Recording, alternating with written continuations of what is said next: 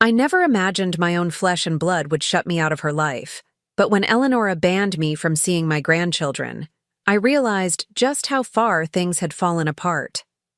The riverside property that had been in our family for generations, the same house where she'd been living rent-free for 7 years, suddenly felt like the last card I had left to play. Was I wrong to sell it? Maybe. But after what happened, I couldn't let things continue as they were. Before we jump back in, tell us where you're tuning in from. And if this story touches you, make sure you're subscribed, because tomorrow, I've saved something extra special for you. I've always believed that family comes before anything else. When my husband Thaddeus and I worked our way up from nothing, building our architecture firm from a tiny office above a laundromat to one of the most respected names in Meridian Bay, we promised each other that our success would never come at the expense of our children. Our daughter Eleonora was our greatest joy, brilliant, creative, with a laugh that could light up the darkest room. When she graduated from design school with honors, Thaddeus and I were bursting with pride. She was 24, ambitious, and already turning heads in the industry with her innovative designs combining sustainability with luxury. To celebrate her achievement and give her a solid foundation for her future, we made what I thought was the most generous gesture possible. We signed over our cherished riverside property to her name. The Cypress Haven property wasn't just any house. It was a historic 3-bedroom craftsman that Thaddeus had lovingly restored himself, nestled on 2 acres of riverfront land, with century-old oak trees and a private dock. The property had been in my family for 4 generations, survived 2 floods and a hurricane, and held memories of every Christmas, every birthday celebration, every milestone in our family's history. "Mom, this is too much," Eleonora had whispered when we handed her the deed, her eyes filling with tears. "I can't accept this." "Nonsense," I'd said, squeezing her hand. "Who better to care for our family's legacy than you? The house needs someone who appreciates its history. Besides, you'll need the space someday when you have a family of your own." Thaddeus had nodded in agreement. "Just promise us you'll keep the spirit of the place alive. Those walls have witnessed a century of love and laughter. Keep that tradition going." Eleonora had promised, of course. She moved in immediately, transforming the place with her unique design aesthetic while respectfully preserving its historical elements. For those first few years, everything was perfect. She invited us over for Sunday dinners, sent us photos of her renovations, and seemed to truly understand the significance of what we'd given her. Then she met Zephyr Blackwood at an industry conference in Portland. Within 6 months, they were engaged. I still remember the first time she brought him to dinner at Cypress Haven. Zephyr arrived in a vintage Porsche that seemed deliberately chosen to draw attention, wearing an outfit that cost more than most people's monthly salary but somehow managed to look careless.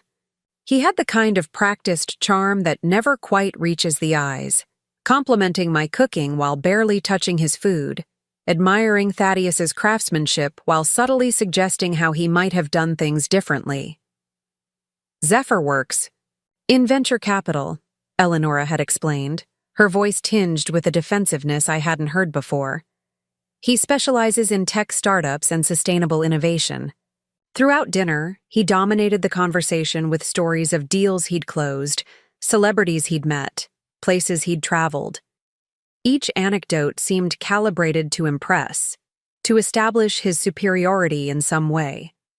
But what struck me most was how Eleonora seemed to shrink in his presence, her usual confidence and vivacity dimmed like a light switched to its lowest setting. When Zephyr excused himself to take a call, the 3rd of the evening, Thaddeus and I exchanged glances across the table. My husband has always been slow to judge, preferring to see the best in people, but even he couldn't hide his concern. "He seems ambitious," Thaddeus offered carefully once Zephyr was out of earshot. Eleonora's response was immediate and defensive. "He's brilliant, Dad. You should see how he commands a room when he's pitching to investors. Everyone respects him." Respect is important, I agreed, choosing my words with care. But so is kindness. Does he make you happy, sweetheart? For just a moment, something flashed across her face. Uncertainty, perhaps, or a question she wasn't ready to answer. But it vanished as quickly as it had appeared. Of course he makes me happy, she'd replied, her voice steadier than her eyes. He challenges me to be better, to aim higher. Isn't that what you always taught me to look for in a partner? Before I could respond, Zephyr returned, tucking his phone into his pocket with a smile that didn't reach his eyes. Sorry about that. Potential 8-figure deal? Couldn't wait. He placed his hand possessively on Eleanora's shoulder. What did I miss? Nothing important, Eleanora had replied, and something in my heart had constricted at the dismissal. The engagement party was held at Cypress Haven 2 months later. Zephyr invited 50 guests, mostly his business associates and a few distant relatives, who filled our family home with unfamiliar voices and laughter that somehow lacked warmth.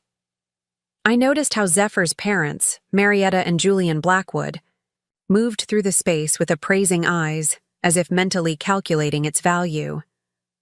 What a charming little place, Marietta had commented, her diamond bracelet catching the light as she gestured around the living room.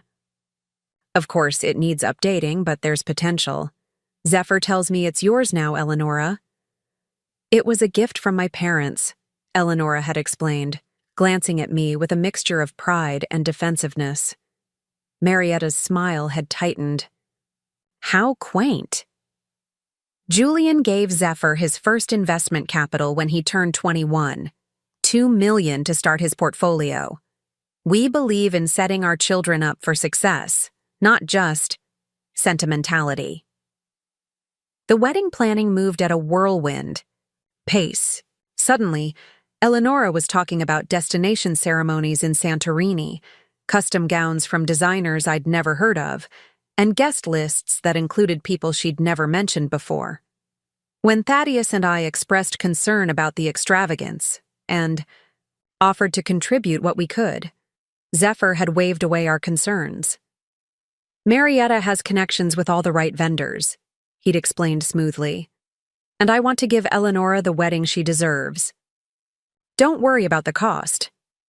But something in his tone made me worry all the more, especially when, just 3 weeks before the wedding, Eleanora called in tears. Zephyr's investment fell through, she explained, her voice tight with stress. The startup he backed failed its final round of funding. Oh, sweetheart, I'd sympathized. These things happen in business. Perhaps you could scale back the wedding plans. There was a long pause before she responded. Actually, Zephyr wondered if you and Dad might be able to help, just temporarily. Another pause. He mentioned a loan against the architecture. Firm. The request felt like a physical blow. The firm was our life's work, our retirement security. Eleanora, that's not possible. We could help with a more modest celebration, but it's fine. She'd cut me off, her voice suddenly cold. Preparing and narrating this story took us a lot of time, so if you are enjoying it, subscribe to our channel. It means a lot to us. Now back to the story. Forget I asked. Zephyr will figure something out. He always does. The wedding proceeded as planned, though I never did find out where the money came from. What I do know is that something fundamental shifted in our relationship that day. When Eleanora returned from her honeymoon in the Maldives, she was different. More distant, more guarded, more firmly under Zephyr's influence. Within months, Sunday dinners became monthly, then quarterly, then rare special occasions. When I would call to check in, my conversations with Eleanora were increasingly interrupted by Zephyr's voice in the background, asking who she was talking to or reminding her of some appointment they couldn't miss. Then came the announcement that she was pregnant. My first grandchild was on the way, and despite my growing concerns about Zephyr's influence, I was ecstatic. Surely this new life would bring us all closer together, would remind Eleanora of the importance of family. For a brief time, It seemed I might be right. Eleonora invited me to doctor's appointments, asked my advice about nursery designs, even spent a weekend at our home sorting through her old baby clothes. But as her due date approached, Zephyr's presence became more controlling, more intrusive. Marietta has arranged for the best doula in the city, he informed me when I offered to be with Eleonora during the delivery. And we've decided we want the first 2 weeks to be just family. The implication was clear. I was no longer considered family.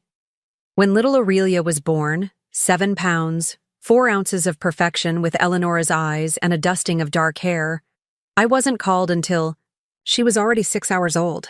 My first visit was limited to 30 minutes, with Marietta Blackwood hovering the entire time, periodically removing the baby from my arms to check her temperature or adjust her swaddle.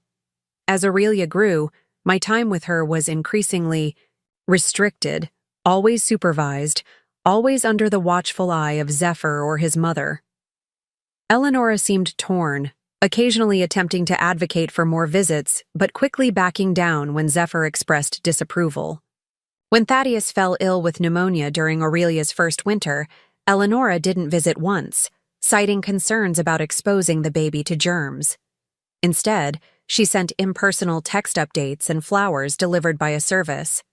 Thaddeus, never one to complain, simply nodded when I told him, but I could see the hurt in his eyes. She's a mother now, he'd said weakly from his hospital bed. Her child comes first, as it should be. But we both knew it was more than that. It wasn't just caution, it was exclusion, deliberate and painful.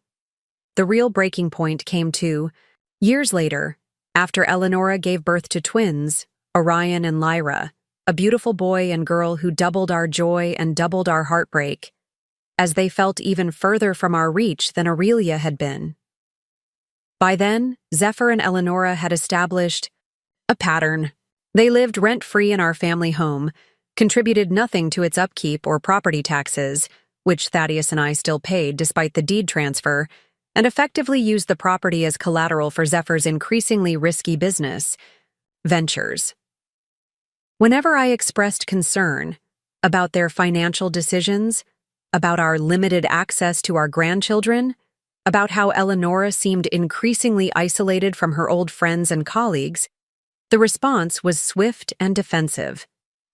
"You don't understand modern business," Zephyr would say dismissively, or modern parenting, for that matter. What I did understand was that my daughter was slipping away, and with her, my grandchildren. The final straw came on Aurelia's 4th birthday.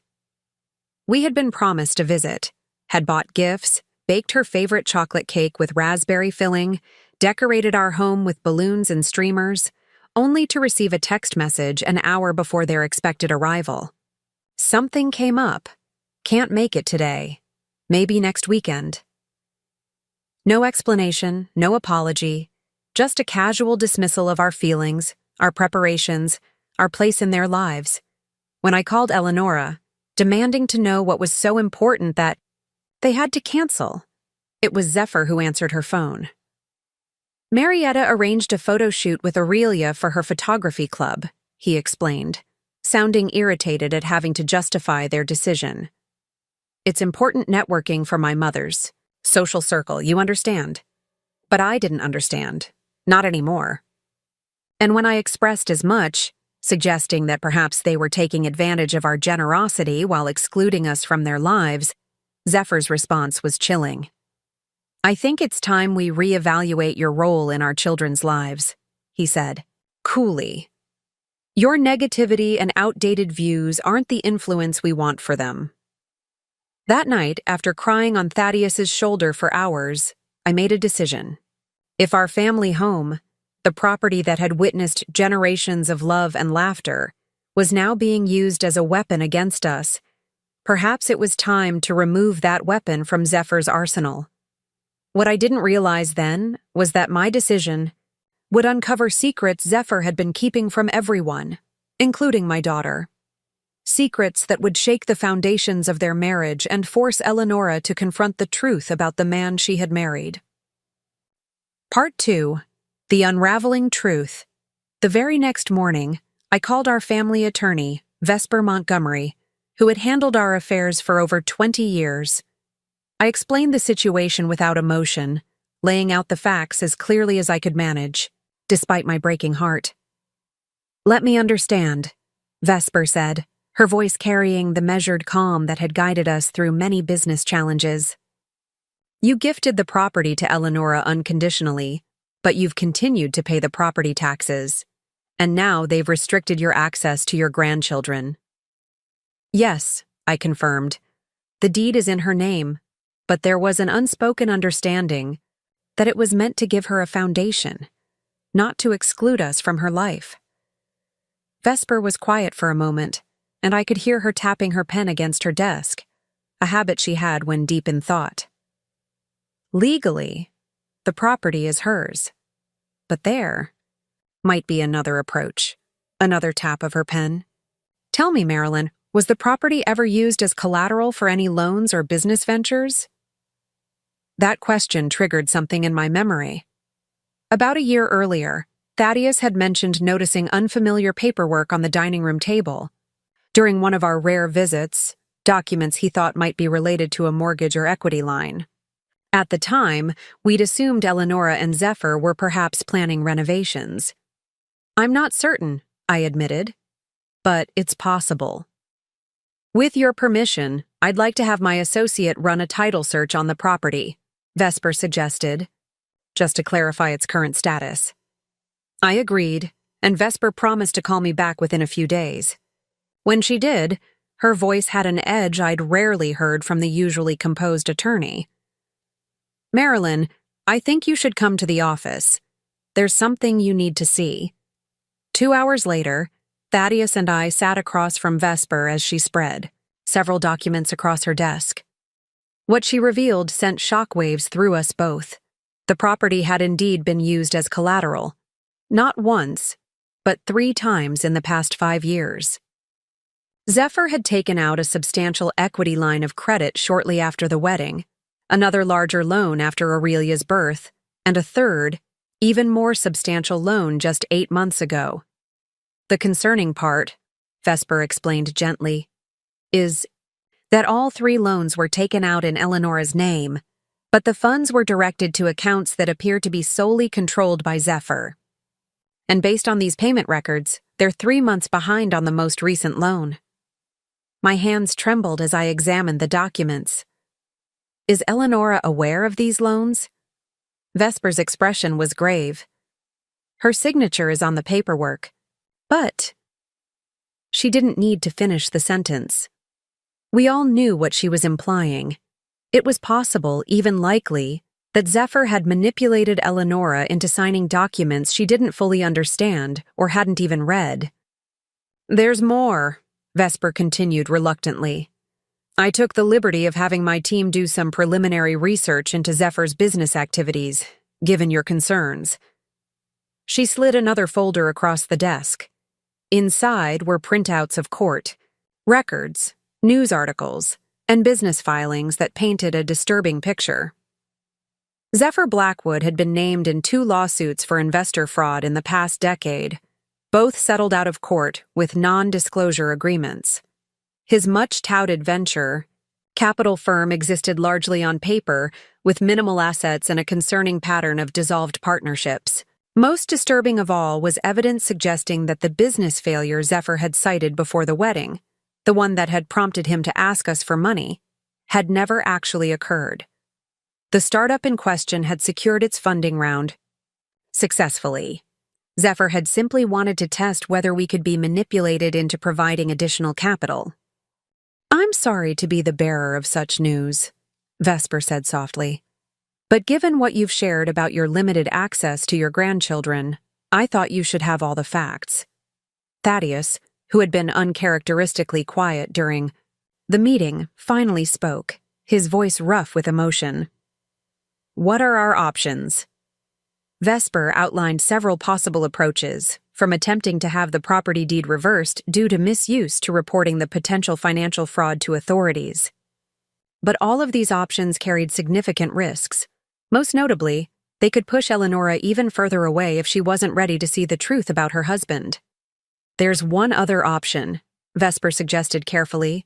The mortgage and equity loans are technically in default. As the original owners who have continued to pay the property taxes, you could potentially step in to satisfy the debt, which would give you certain rights regarding the property. And then what? I asked, trying to see where this path might lead. Then you would be in a position to make decisions about the property, including whether the current occupants can continue to live there rent-free. It was a radical step, one that would undoubtedly cause immediate conflict. But after years of being gradually pushed out of our daughter's life, of watching her become more isolated and controlled, of being denied meaningful relationships with our grandchildren, perhaps a radical step was exactly what was needed. Do it, I said finally, after exchanging a long look with Thaddeus. Find out exactly how much is owed, and we'll pay it off. The process took nearly 2 months, during which time we made repeated attempts to speak directly with Eleonora about our concerns. Each attempt was intercepted by Zephyr, who became increasingly hostile, even threatening to file a restraining order if we didn't respect their boundaries. Finally, on a crisp autumn morning, Vesper called to confirm that the financial arrangements had been completed. The defaulted loans had been satisfied, and we now effectively controlled the future of the property. What happens next is entirely up to you, she advised. But whatever you decide, I suggest you document everything. Every conversation, every text message, every interaction. If this escalates further, that documentation will be crucial. Thaddeus and I spent a sleepless night discussing our next move. Part of me wanted to immediately demand they vacate the property, to make them feel the same pain and rejection they had inflicted on us. But Thaddeus, ever the voice of reason, suggested a more measured approach. Let's give Eleonora one more chance, he urged. One honest conversation, just the 3 of us, without Zephyr present. If she still chooses to shut us out after knowing the full truth, then we'll proceed with more drastic measures. I agreed, and the next morning I sent Eleonora a text. We need to talk. Just you, me, and your father. It's about the Cypress. Haven property. Please meet us at Vesper's office tomorrow at 10 a.m. Her response came hours later, terse and defensive. Can't make it. Aurelia has a play date. I replied with uncharacteristic firmness. This isn't optional, Eleonora. If you don't come, decisions will be made without your input. For nearly a day, there was no response. Then, just as we were about to give up hope, she replied, Fine, but only for 30 minutes. When Eleonora arrived at Vesper's office the next day, she looked both defiant and exhausted. Dark circles shadowed her eyes, and she had lost weight since I'd last seen her. She sat across from us, arms crossed, a protective barrier between us and her heart. Make it quick, she said without preamble. Zephyr doesn't know I'm here, and I'd like to keep it that way. That single statement told me everything I needed to know about the state of their relationship, that she felt the need to hide a simple meeting with her own parents from her husband. Still, I proceeded cautiously. Eleonora, we've discovered some concerning information about the loans taken out against Cypress Haven, I began. As Vesper methodically presented the evidence of Zephyr's financial manipulations, Eleonora's defensive posture gradually crumbled. She uncrossed her arms, then leaned forward to examine the documents more closely, her designer sunglasses slipping down to reveal eyes that widened with each new revelation. This can't be right, she whispered. But the tremor in her voice betrayed her uncertainty.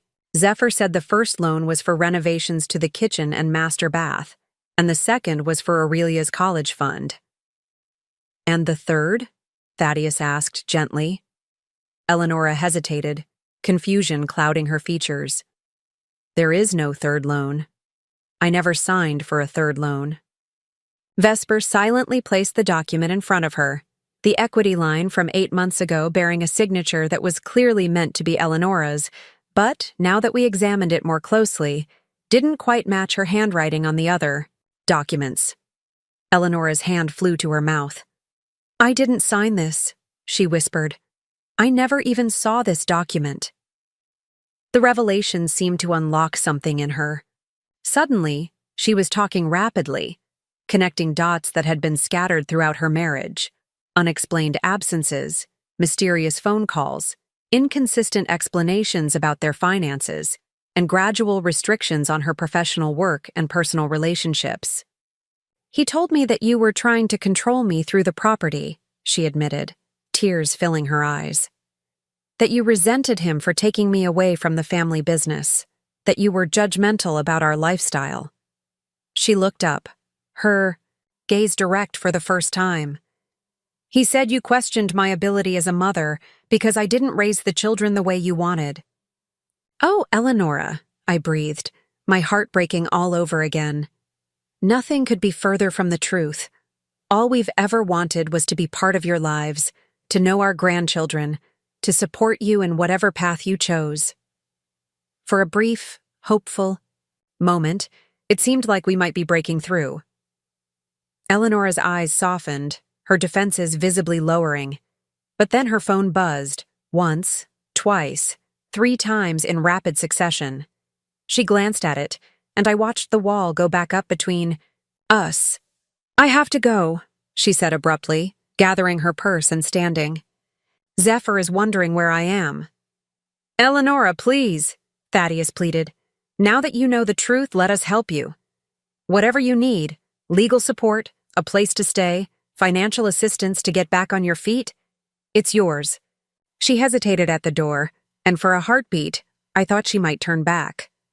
But then her phone buzzed again, and whatever moment of clarity she had experienced was gone. "I need to think," she said, not meeting our eyes. "Just don't do anything about the property yet. Please." We agreed to give her time, but as days stretched into weeks with no further contact, our hopes dimmed. Thaddeus and I made repeated attempts to reach out, sending messages expressing our love and concern, offering help without judgment, even driving by Cypress Haven, hoping to catch a glimpse of the children. Then came the certified letter from an attorney we didn't recognize. Its language was cold and unambiguous. Eleonora and Zephyr Blackwood were requesting that we cease all contact with them and their children. Any attempt to visit the property would be considered trespassing. Any communication would be grounds for a formal restraining order. The letter concluded with a statement that felt like a knife to my heart. "Mrs. Blackwood has made it clear that she does not wish for her children to have a relationship with grandparents who would use financial manipulation and threats regarding their home as leverage."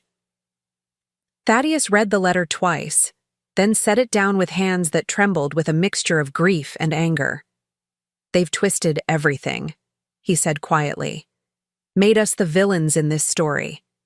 That night, after hours of tearful discussion, we made the hardest decision of our lives. If Cypress Haven, our family's legacy, the gift we had given with such love and hope, had become nothing more than a pawn in Zephyr's manipulations and a symbol of our exclusion from our daughter's life, then perhaps it was time to remove it from the equation altogether.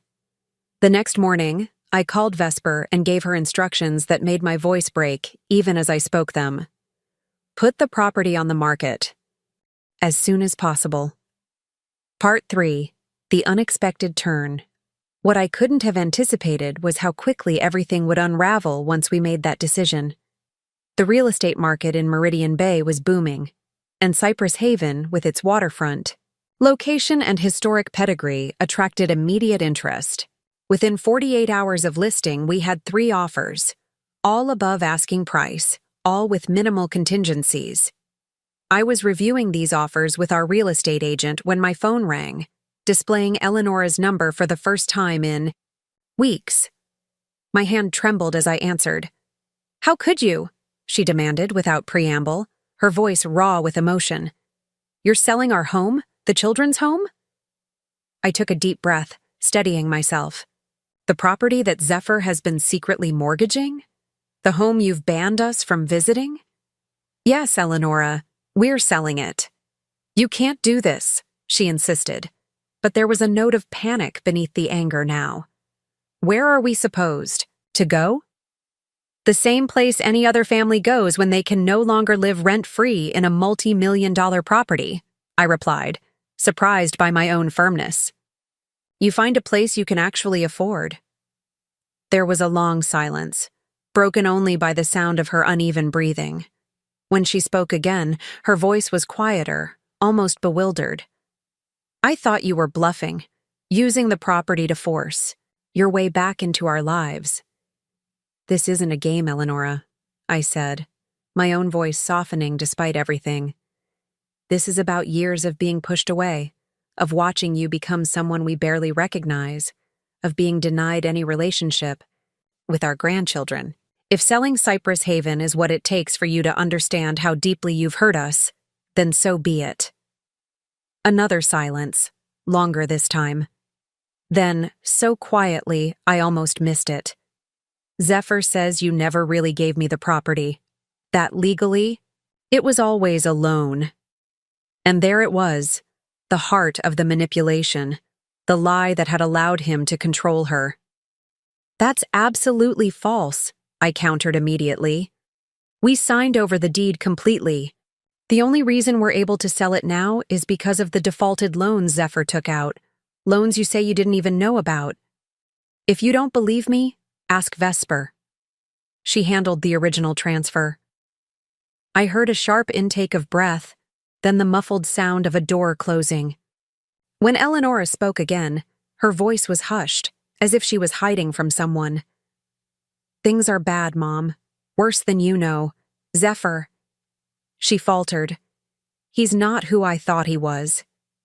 My heart raced. Eleonora, are you and the children safe? Physically, yes, she answered after a pause that lasted too long. But everything else is falling apart. Zephyr's latest venture collapsed last month. Investors are asking questions. There have been threats. I gripped the phone tighter. Tell me where you are. Your father and I will come right now. I can't, she whispered. Zephyr checks the security cameras. He monitors my phone. The only reason I can call now is because he's meeting with his lawyer. The control he exerted over her life was even more extensive than I'd feared. Listen to me carefully, I instructed, trying to keep my voice calm despite my rising alarm. Next Tuesday at 2 p.m., take the children to Meridian Bay Public Library. Go to the children's section. Tell Zephyr it's for story hour if you need an excuse. I'll meet you there. I don't know if I can find a way, I interrupted gently. Please, Eleonora. For Aurelia, Orion, and Lyra. For yourself. After another long pause, she agreed, though her voice still held uncertainty. Before ending the call, she added, one last thing that kept me awake that night. Don't sell the house yet, Mom. Please. It might be the only leverage we have left. The week until our meeting crawled by with excruciating slowness.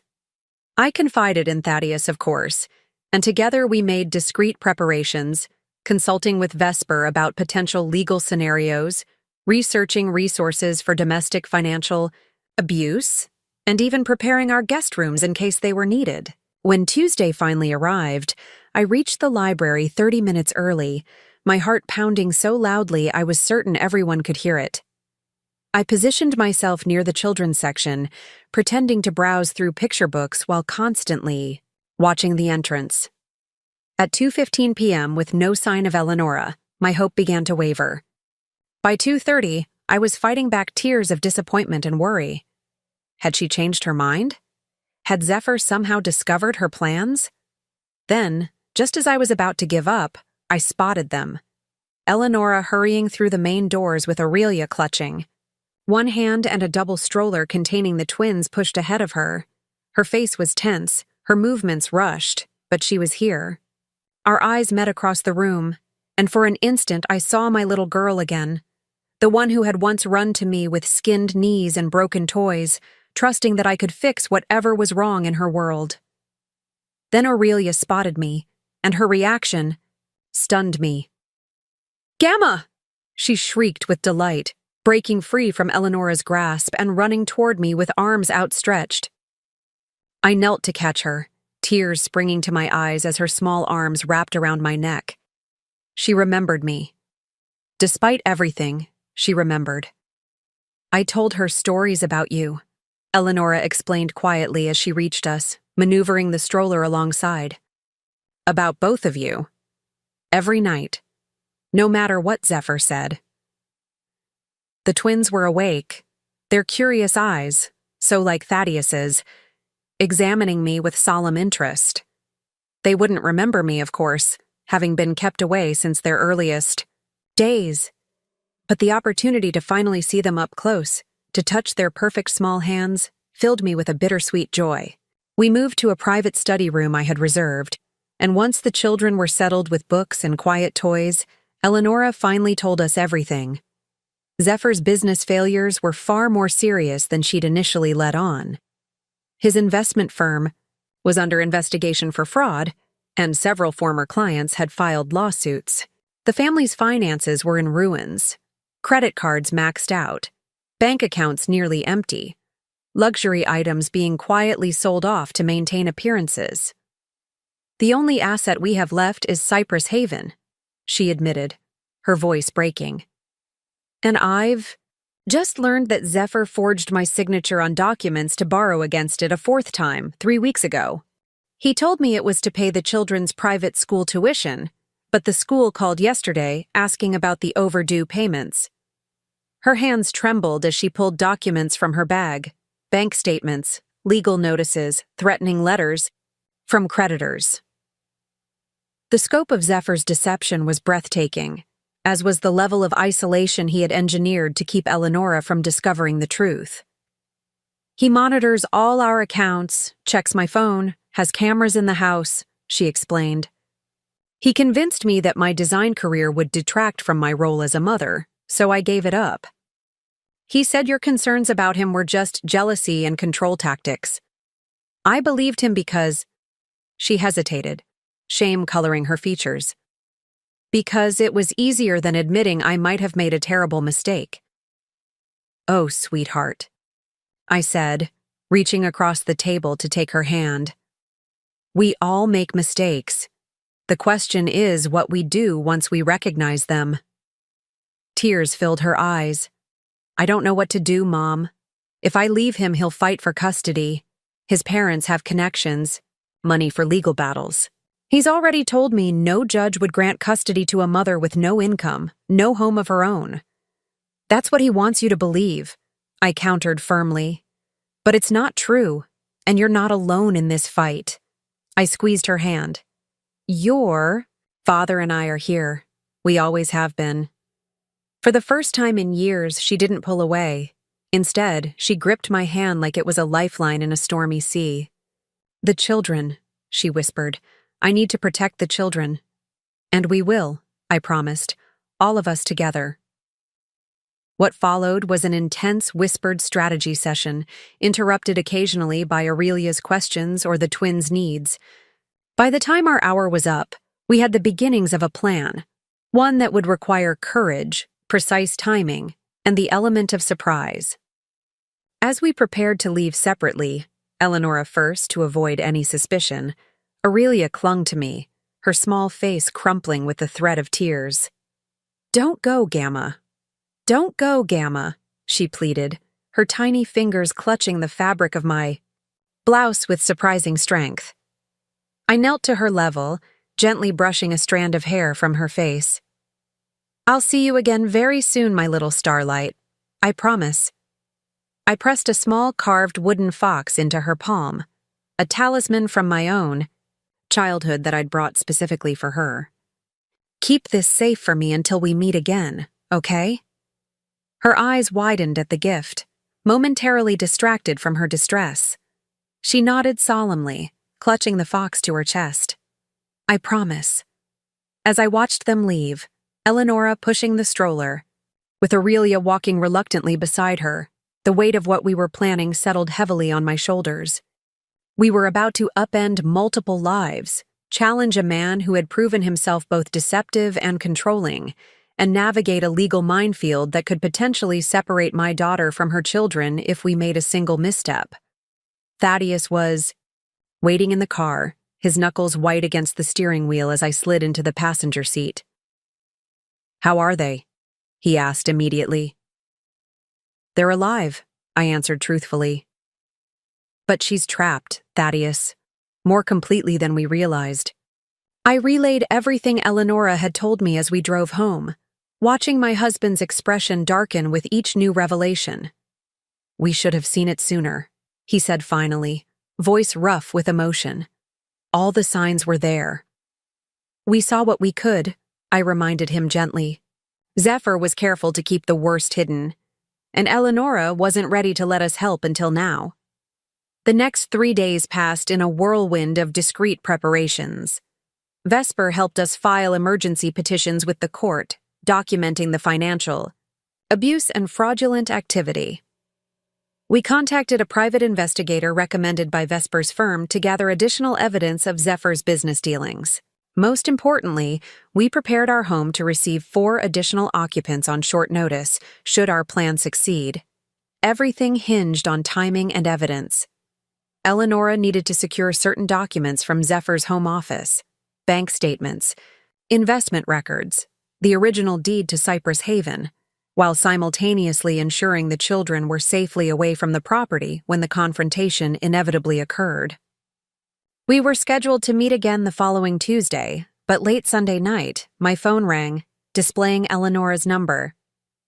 "He knows," she whispered, her voice barely audible over the sound of running water, presumably to mask her call from surveillance. Someone at the library recognized us and mentioned seeing me to Marietta. Zephyr went through my phone and found your number in the call history. My heart seized. Where is he now? Downstairs drinking. She hesitated. He's angrier than I've ever seen him. He keeps saying he's handled things, that I'll regret trying to go behind his back. Fear clawed at my throat. Eleonora, listen to me. Take the children and leave right now. Don't pack, don't wait. Just get out. I can't, she whispered, desperation edging her voice.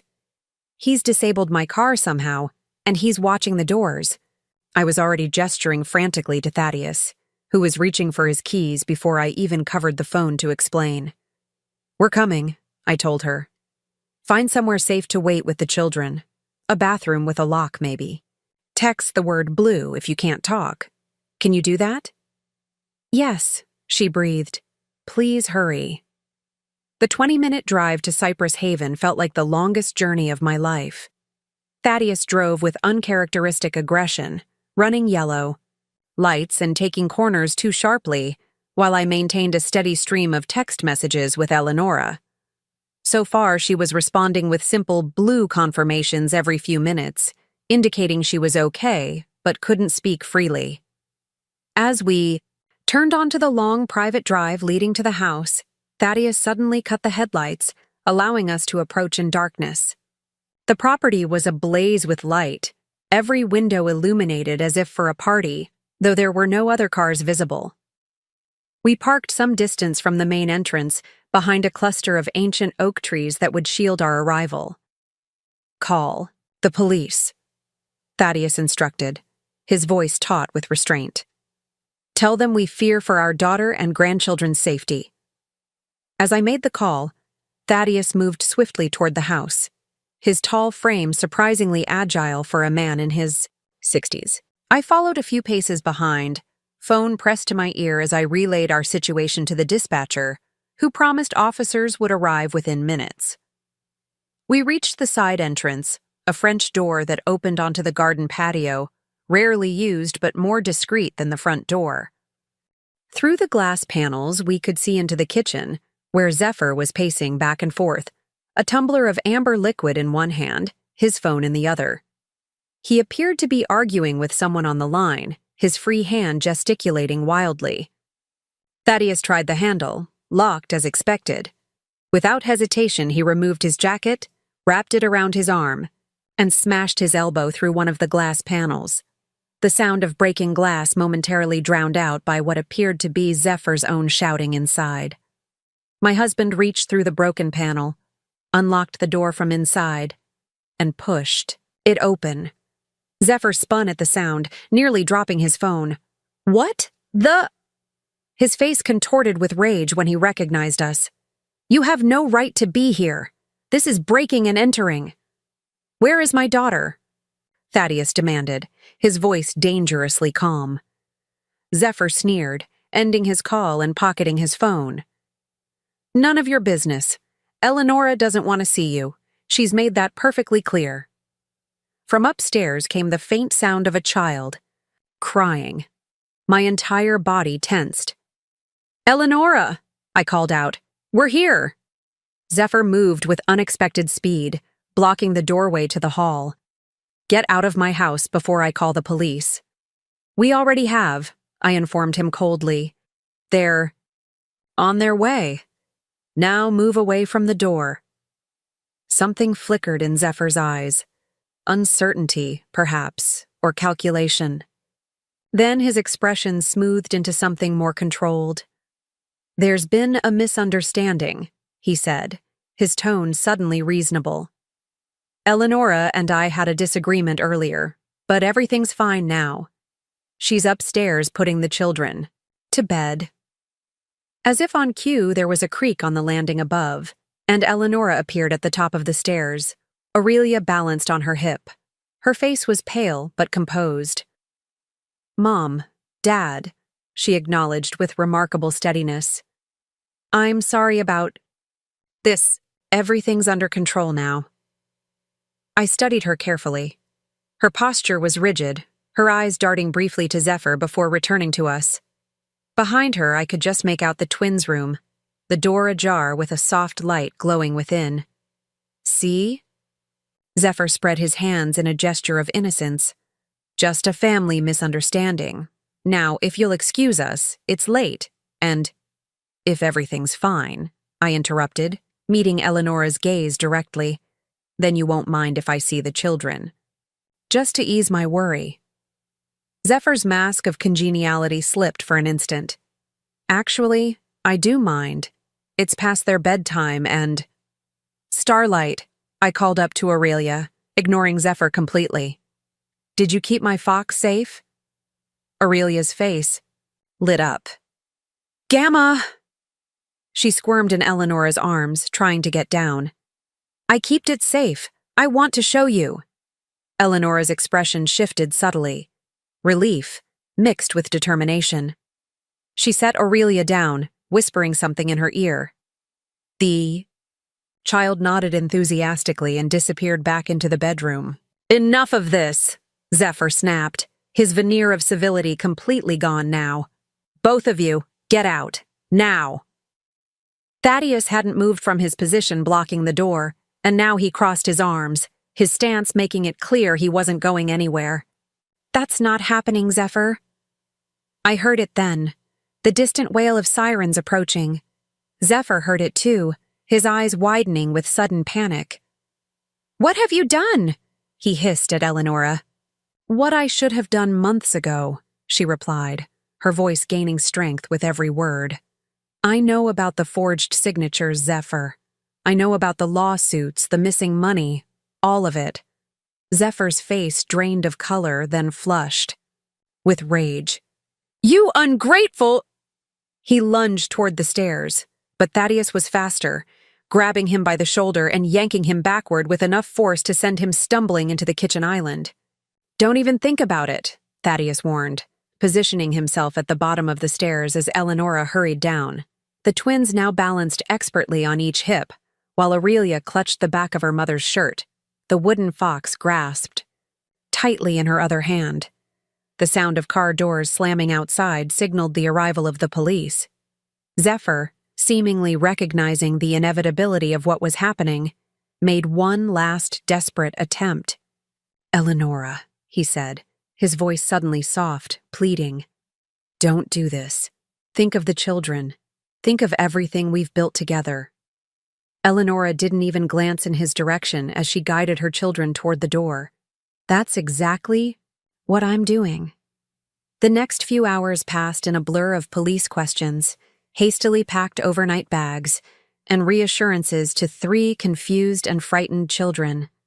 By dawn, we were all back at our home. Eleonora and the children settled into the guest rooms we had prepared, Zephyr in police custody for questioning about the financial fraud allegations, and Thaddeus and I exhausted but grateful that the most dangerous part of our plan had been executed successfully. The legal battle that followed was neither easy nor quick. Zephyr, backed by his parents' resources, hired a top divorce attorney and fought for both assets and custody with vicious determination. He painted Eleonora as mentally unstable, claimed she had abandoned the family home, and even suggested that Thaddeus had physically threatened him during our confrontation. But Vesper had prepared us well. The evidence of financial fraud was irrefutable, particularly after the forensic accountant completed his analysis of the family's finances. The forged signatures on loan documents were proven by a handwriting expert. Most damning of all, 3 of Zephyr's former business associates came forward with testimony about his fraudulent practices after the case made local headlines. 4 excruciating months later, the divorce was finalized. Eleonora received full custody of the children, with Zephyr granted supervised visitation pending the outcome of the criminal charges against him. The family court judge was particularly unimpressed by Marietta Blackwood's testimony, during which she suggested that Eleonora was an unfit mother because she allowed her parents to interfere in her marriage. From the evidence presented, the judge had responded dryly, it appears Mrs. Thorne Blackwood's parents saved both her and possibly her children from an increasingly volatile situation. That speaks to good judgment, not poor parenting. Throughout the ordeal, Eleonora displayed a strength I hadn't seen in years. She reactivated her professional contacts, secured a position at a respected design firm, and enrolled in therapy to process the emotional aftermath of her marriage. She was rebuilding, her life piece by piece, growing more confident with each small victory. The only question that remained unresolved was Cypress Haven. With the legal proceedings ongoing, we had withdrawn it from the market, but its future remained uncertain. The property was still technically in Eleonora's name, though encumbered by Zephyr's fraudulent loans, which had been frozen pending criminal investigation. On a crisp spring morning almost a year after that fateful night, Eleonora asked me to join her for a walk along the riverfront path that wound behind Cypress Haven.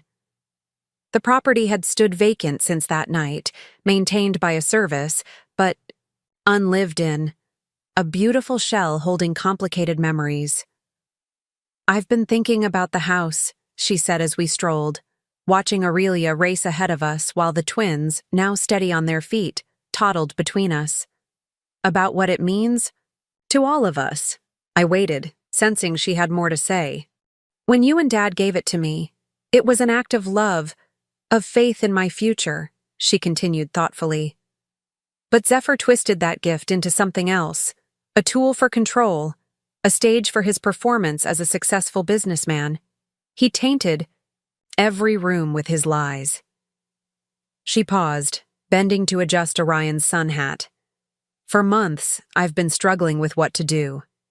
Part of me wants to reclaim it, to wash away those negative associations and create new memories there. But another part feels like it might always be haunted by what happened, I finished for her. She nodded, relief in her eyes at being understood. Exactly. And then last week, I was looking through old family photos with Aurelia, and I found pictures of the summer house at Lake Windermere. I smiled at the memory. The lake house had been my grandparents' property, a simple but charming cabin where we had spent countless summer holidays when Eleonora was growing up. We had reluctantly sold it when my grandmother needed specialized care in her final years. Aurelia was fascinated by the pictures, Eleonora continued. She made me tell her every story I could remember about that place. And it hit me.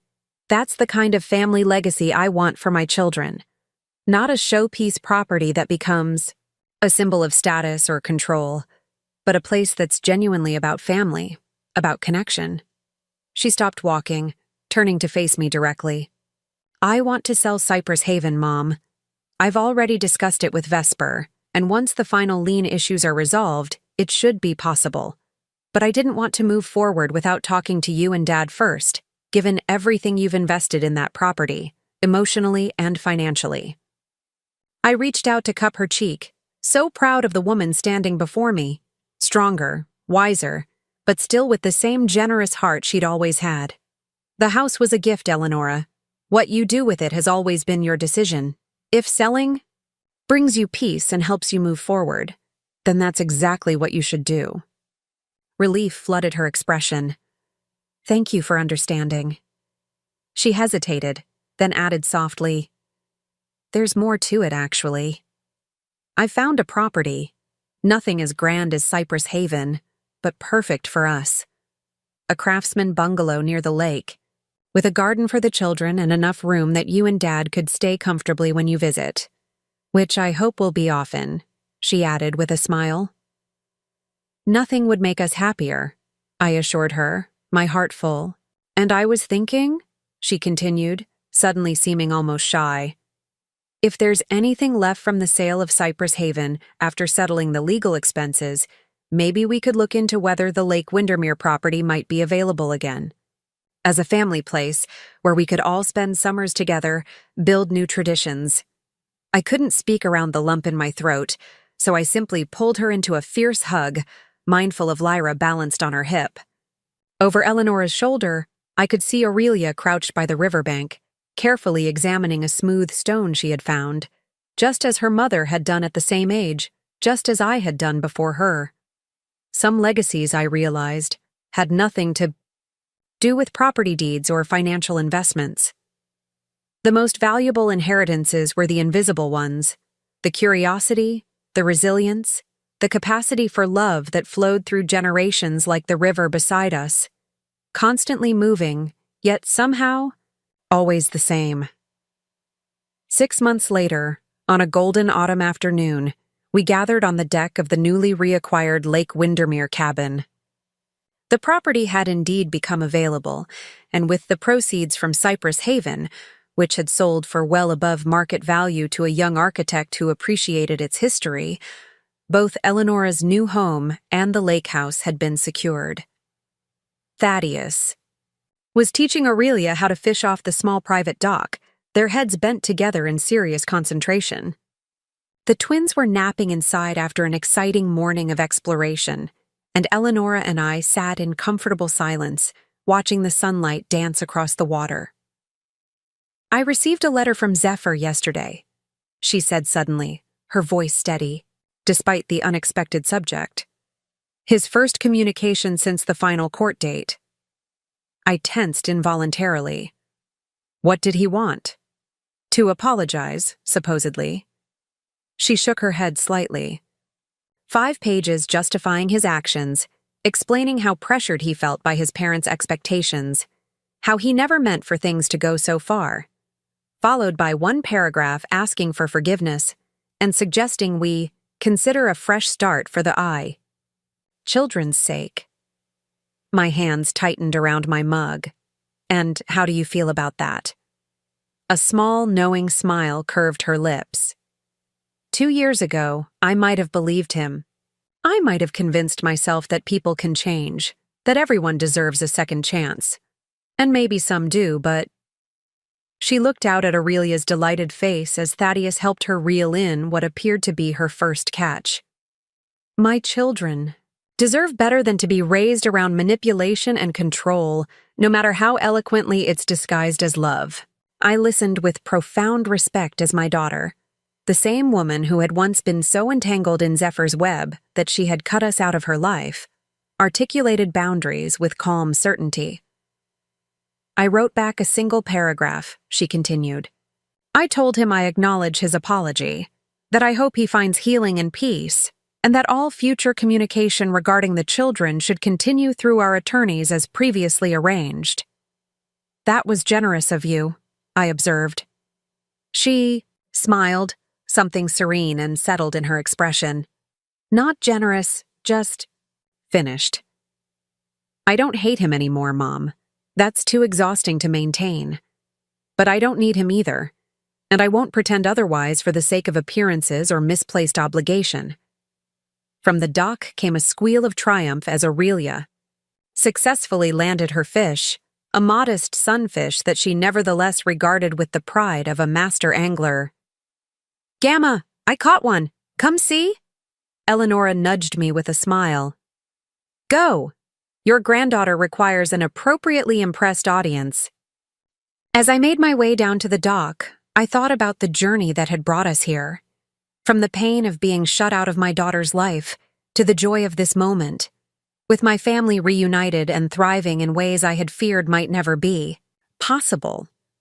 The sale of Cypress Haven hadn't been about punishment or revenge, though in my darkest moments during those years of separation, such motives had certainly tempted me. In the end, it had been about breaking patterns, removing the physical symbol of control that had facilitated Zephyr's manipulation, and creating space for something healthier to grow in its place. "Isn't it beautiful, Gamma?" Aurelia asked, solemnly displaying her wriggling catch with careful hands. "The most beautiful fish I've ever seen," I assured her with equal seriousness, and was rewarded with a smile that reflected the same resilience I had witnessed in her mother, the ability to find joy in simple things, to build something new from whatever life offers, whether gift or challenge. Later that evening, as the children slept and Thaddeus built a fire in the old stone fireplace, Eleonora revealed one final surprise. She had been offered a position designing a new eco-friendly community center in Meridian Bay, the kind of prestigious project that would establish her independent reputation in the field.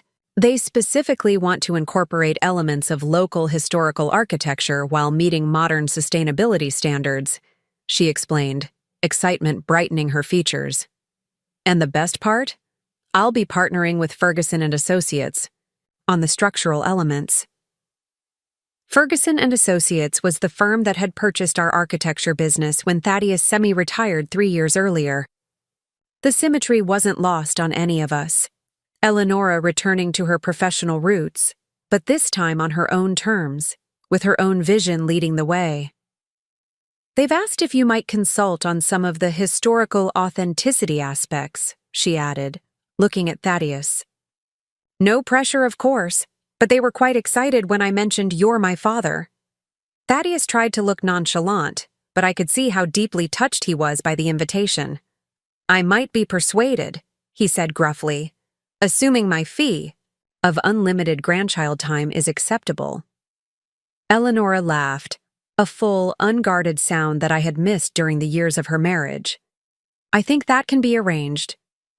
As the conversation drifted to other topics, I found myself reflecting on the title of the letter I had received from a distant acquaintance shortly after the news of our family drama had circulated through our social circle. "My daughter banned me from meeting my grandchildren, so I sold the house they'd been living in rent-free." How incomplete that summary had been. How it had reduced a complex story of manipulation, courage, and eventual healing to a simple tale of retribution. The truth, as always, contained more nuance, more pain, and ultimately more redemption than any headline could capture. Yes, I had sold the house my daughter and her family had been living in rent-free after being banned from seeing my grandchildren. But that action hadn't been the end of our story. It had been the beginning of a new chapter, one in which honest confrontation cleared the way for genuine reconciliation. As I watched Eleonora laughing with Thaddeus, her face illuminated by firelight, I silently thanked whatever combination of courage and desperation had prompted me to take that difficult step. Sometimes I realized the greatest act of love isn't providing shelter or financial support or even unconditional acceptance. Sometimes it's having the strength to disrupt a harmful pattern, even when doing so feels momentarily cruel. "What are you thinking about, Mom?" Eleonora asked, noticing my contemplative expression. "You look a million miles away." I smiled, returning to the present moment with gratitude. Not miles, I corrected gently. Years. I was just thinking about how sometimes the hardest decisions lead to the most unexpected blessings. She nodded, understanding in her eyes. Like selling a house to save a family.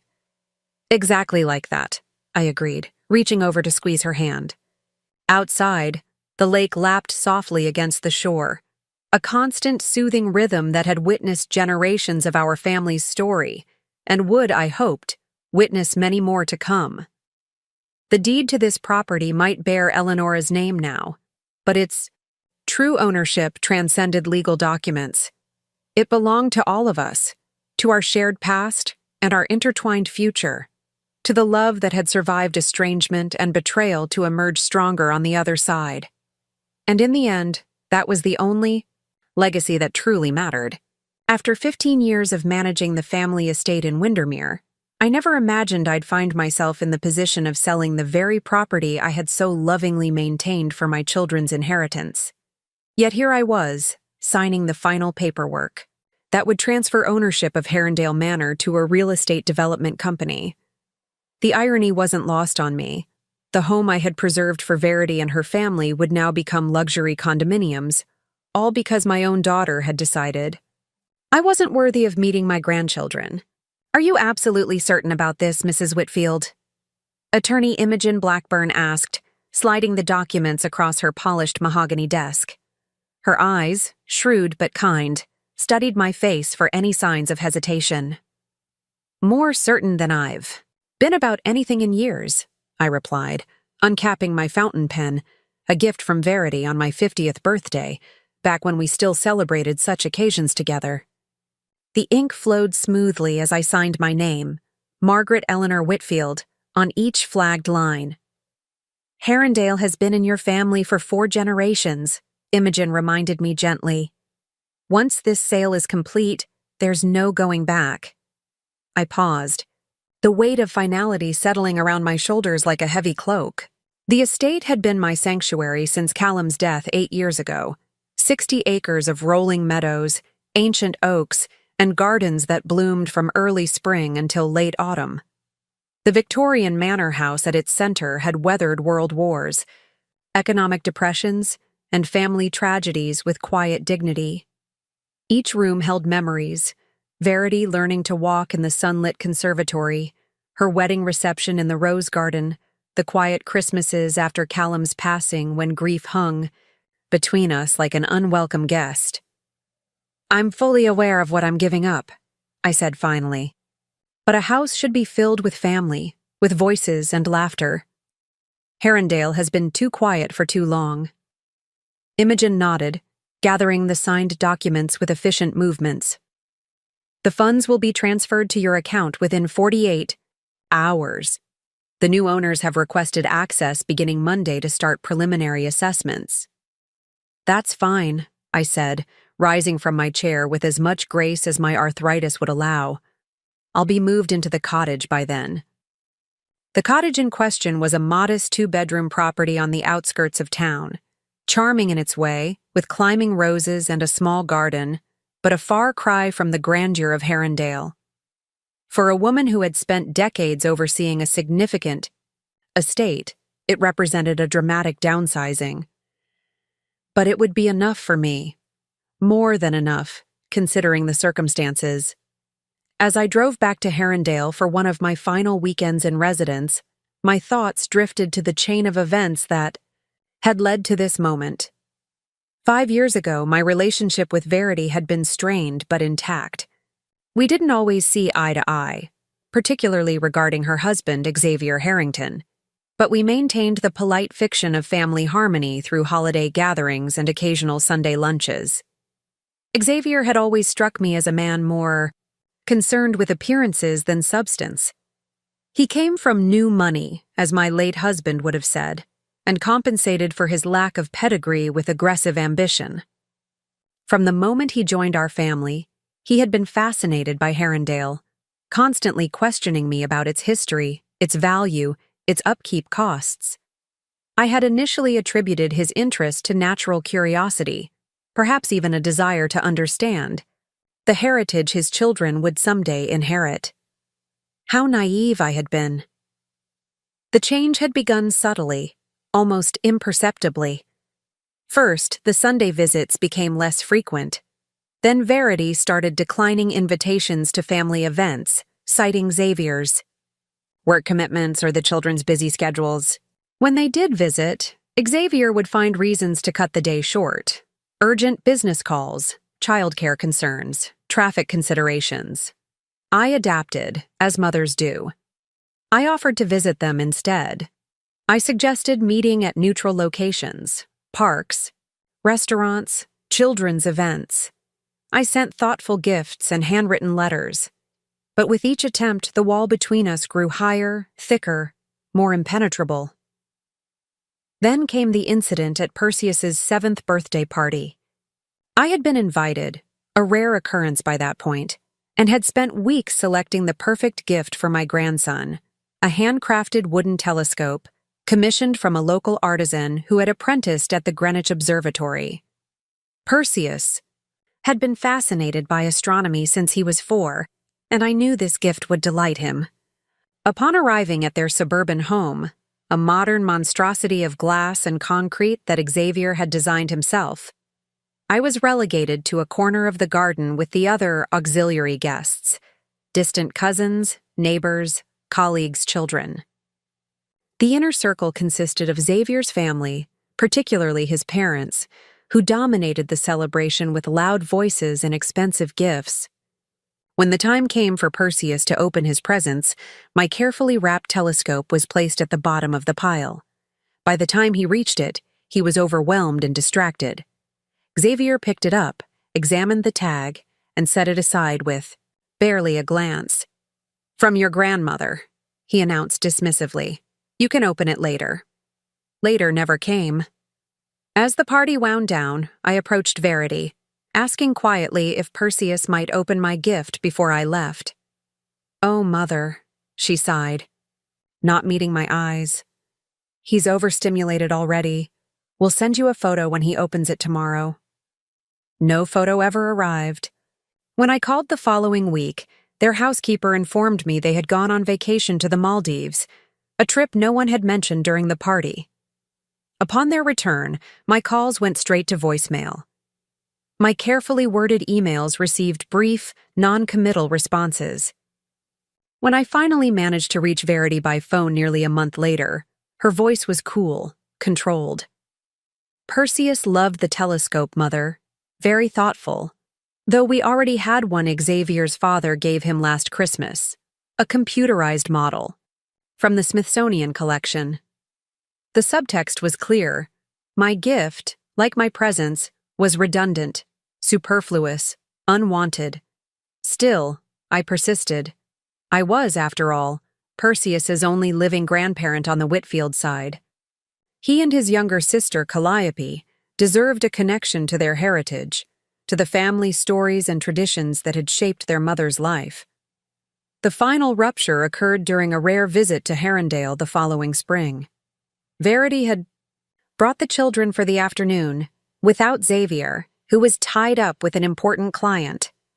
I had prepared a picnic for the gardens, cucumber sandwiches cut into stars, tiny strawberry tarts, lemonade in the crystal decanters that had been wedding gifts to my own grandparents. Perseus, now nearly 8, had warmed to me quickly, his initial shyness dissolving as I showed him the collection of fossils his grandfather had accumulated during his geological expeditions. Calliope, just turned 5, was initially more reserved, but became animated when I introduced her to the fairy garden, a secluded corner of the grounds where wildflowers grew in deliberate disarray around a small, moss-covered fountain. "Did real fairies make this?" she had asked, eyes wide with wonder. "Real people made it," I explained, kneeling beside her despite the protest from my knees. "But with enough imagination, perhaps we can invite the fairies to visit." We spent a magical hour creating tiny structures from twigs, leaves, and flower. Petals, fairy houses, Calliope called them. Her delighted laughter was the sweetest sound I had heard in years. The afternoon was proceeding so well that I made a critical error. I allowed myself to hope. Perhaps, I thought, this was a turning point. Perhaps Verity was finally recognizing the importance of maintaining family connections. Perhaps the children's obvious enjoyment would lead to more frequent visits, to a gradual healing of whatever mysterious wound had caused the rift between us. Then Verity's phone rang. She stepped away to answer it, her body language instantly tense. Though I couldn't hear her words, I could read the defensive posture, the quick, sharp gestures she made when agitated. When she returned, her face was composed into a mask of polite regret. "We need to go," she announced. "Xavier's coming home early. He wants us there for dinner." "But Mama," Calliope protested, her hand still full of the flower petals we had been arranging. "We haven't finished our fairy houses." "We haven't had the tarts yet," Perseus added, looking longingly at the picnic basket. "Now, children," Verity said, her voice taking on an edge I recognized from her own childhood tantrums. "We don't want to keep Daddy waiting." "Surely you could stay another hour," I suggested, trying to keep my voice light. "I could wrap up. Some tarts for Xavier as well." Verity's expression hardened. "He's expecting us, Mother, and he's had a difficult day." "Of course," I conceded, disappointed but unsurprised. "Perhaps you could bring the children again next weekend." "We could finish the fairy houses then, Calliope." Something flickered across Verity's face, a mixture of guilt and resolve. "We'll have to see what works with our schedule," she said, already gathering their belongings. "It's a busy time right now." As they prepared to leave, Calliope wrapped her small arms around my waist. "Can I take some fairy petals home, Gamma, to remember until next time?" "Of course, darling," I said, helping her select a few fallen blossoms, which she carefully placed in her pocket. Without thinking, I added, "And maybe someday soon you can spend the night here. There's a beautiful bedroom that used to be your mother's, with a canopy bed and a window seat perfect for reading stories." Calliope's eyes lit up, but before she could respond, Verity cut in sharply. "That won't be possible, Mother. We've discussed this." We hadn't, in fact, discussed any such thing. But I recognized the warning in her tone and didn't press the issue in front of the children. As they drove away down the long gravel drive, I waved until their car disappeared around the bend, then returned to the abandoned fairy garden. Kneeling beside the half-finished structures, I felt an ache that went beyond the physical discomfort in my joints. Something precious had visited briefly and departed, leaving only scattered petals as evidence it had ever been there at all. 2 days later, the letter arrived. It was formal, typed rather than handwritten, with a coldness that belied the fact that it came from my only child. "Dear Mother," it began, without the customary dearest she had used since learning to write. "Following our recent visit, Xavier and I feel it necessary to clarify some boundaries regarding our children's relationship with you." What followed was a clinical list of grievances, some so petty they would have been laughable if they hadn't been so painful. I had undermined their parental authority by offering dessert before the children had eaten their sandwiches. I had introduced Perseus to outdated scientific concepts by showing him his grandfather's fossil collection without emphasizing their religious views on creation. I had encouraged dangerous magical thinking in Calliope with the fairy garden. Most egregiously, according to the letter, I had attempted to manipulate the children's emotions by mentioning overnight visits when we have made it abundantly clear such arrangements are not part of our family plan. The letter concluded with a paragraph that I later memorized, not by choice, but through the sheer repetition of reading it in disbelief. Given these ongoing concerns, Xavier and I have made the difficult but necessary decision to restrict the children's contact with you until such time as you demonstrate respect for our parental choices and boundaries. Please do not attempt to contact Perseus or Calliope directly. Any gifts or correspondence should be sent through our family attorney, who will evaluate their appropriateness before passing them along. We hope that with time and reflection, you, will come to understand the importance of presenting a unified approach to the children's moral and intellectual development. It was signed simply Verity, without even the formality of her surname or the affection of your daughter. I read the letter 3 times in succession, then set it carefully on my desk and walked out to the garden. For hours, I moved methodically, through the rose beds, deadheading spent blooms and training new growth along the trellises, mindless physical work that required enough attention to temporarily quiet the roaring in my head. By evening, when I returned to the house, I had formulated my response. A single page, handwritten on the cream stationery Callum had always preferred for important correspondence. "My dearest Verity," I wrote, deliberately using the endearment she had abandoned. "Your letter has caused me profound grief, not only for myself but for you, and especially for Perseus and Calliope, who deserve the rich tapestry of love and perspective that extended family provides. I reject utterly the characterization of my behavior as undermining or manipulative. What you perceive as interference is simply the natural expression of a grandmother's love. The same love my own mother showed to you, which you once valued so deeply. That said, I will respect your wishes regarding contact with the children, however misguided I believe them to be. I will not force my presence where it is unwelcome. My door, heart, and arms remain open to all of you, should you reconsider this drastic severance of family bonds. I hope someday you will remember that before Xavier, before the children, before the woman you have become, you were a little girl who found wonder in fairy gardens and starlight. That girl is still part of you, as you are always part of me. With enduring love, your mother." I posted the letter the following morning and then waited, hoping against hope for a response that never came. Weeks passed, then months. I sent birthday cards to the children through the designated attorney, carefully neutral messages accompanied by modest checks. I received formal acknowledgments from the law firm, but never knew if my grandchildren actually received them. Christmas arrived, bringing with it the first holiday season in my adult life without family. I decorated Herondale as always, the 12-foot Norwegian spruce in the main hall, holly and ivy draped across mantels, my mother's collection of hand-blown glass ornaments arranged on the library tree. I baked the traditional Whitfield Christmas pudding, rich with dried fruits soaked for months in brandy. I wrapped carefully selected gifts that would likely be returned unopened.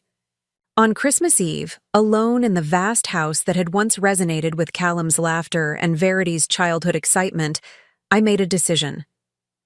If Herondale could no longer serve its purpose, to shelter and nurture the Whitfield family through generations, then perhaps it was time to let it go. It took nearly 4 years to implement that decision. First, I consulted with financial advisors about the tax implications of selling such a significant property.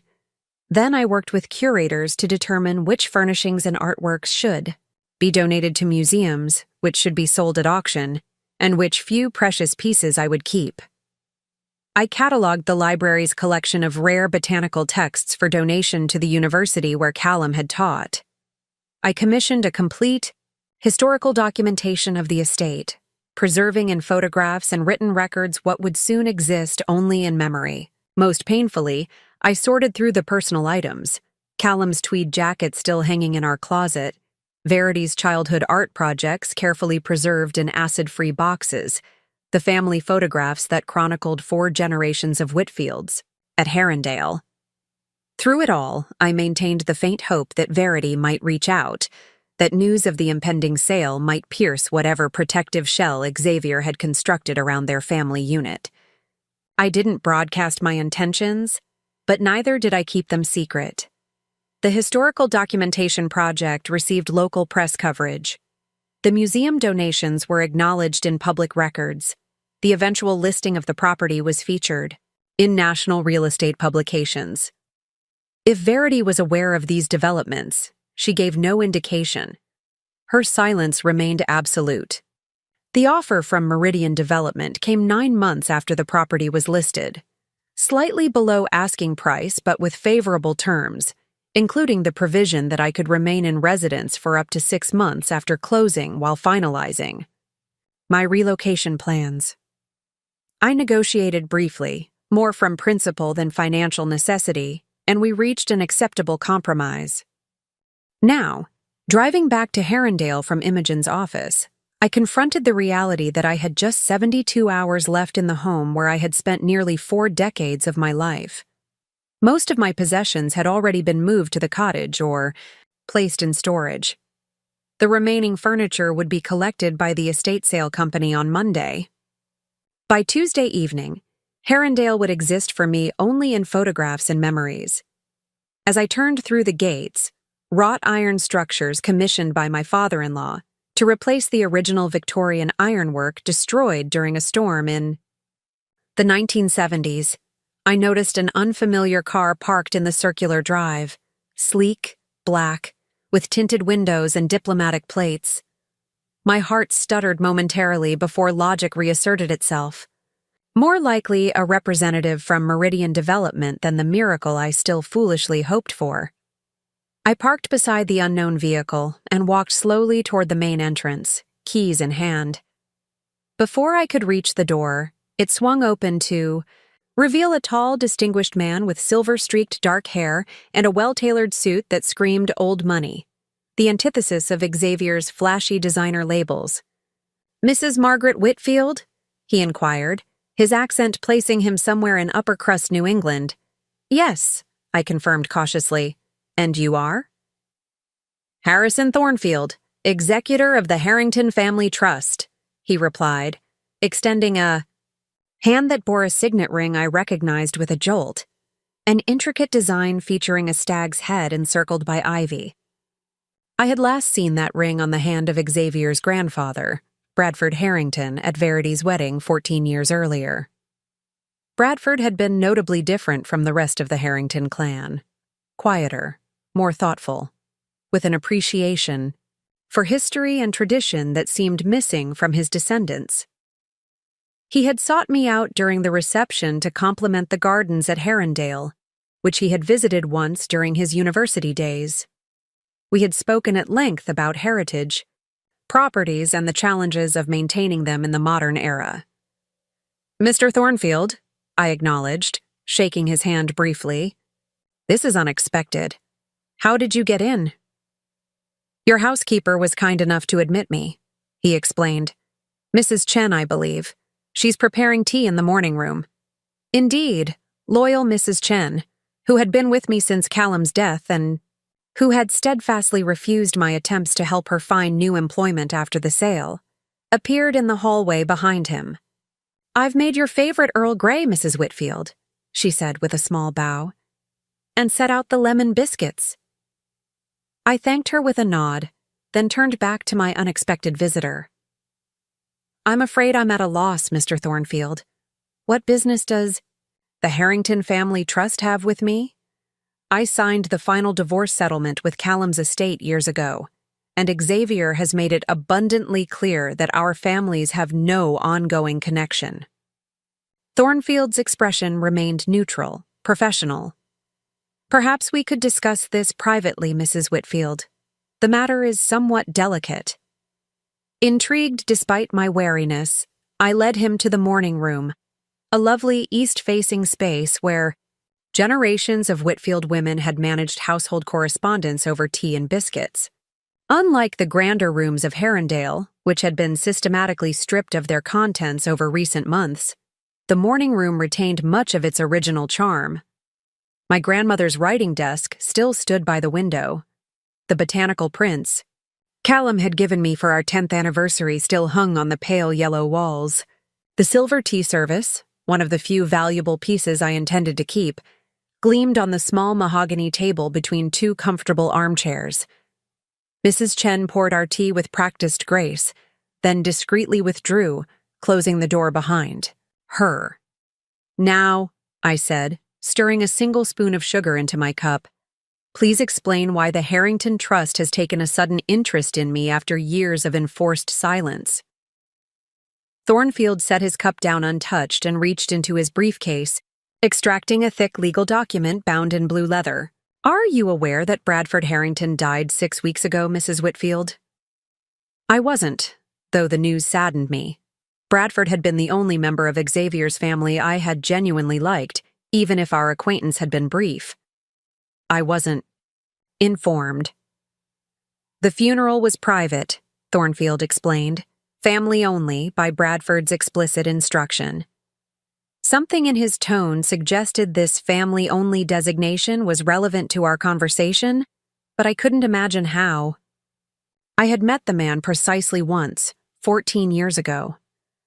"I'm sorry for the family's loss," I said sincerely, "but I still don't understand why you're here." Thornfield opened the leather portfolio, revealing a document with an impressive array of legal seals and signatures.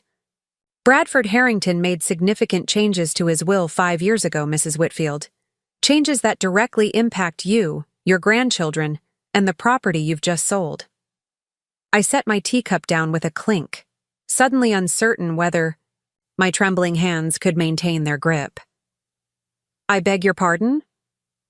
Bradford was, to put it delicately, deeply dissatisfied with certain members of the Harrington family, particularly his grandson, Xavier. Thornfield's professional detachment slipped momentarily, revealing a flash of what might have been distaste.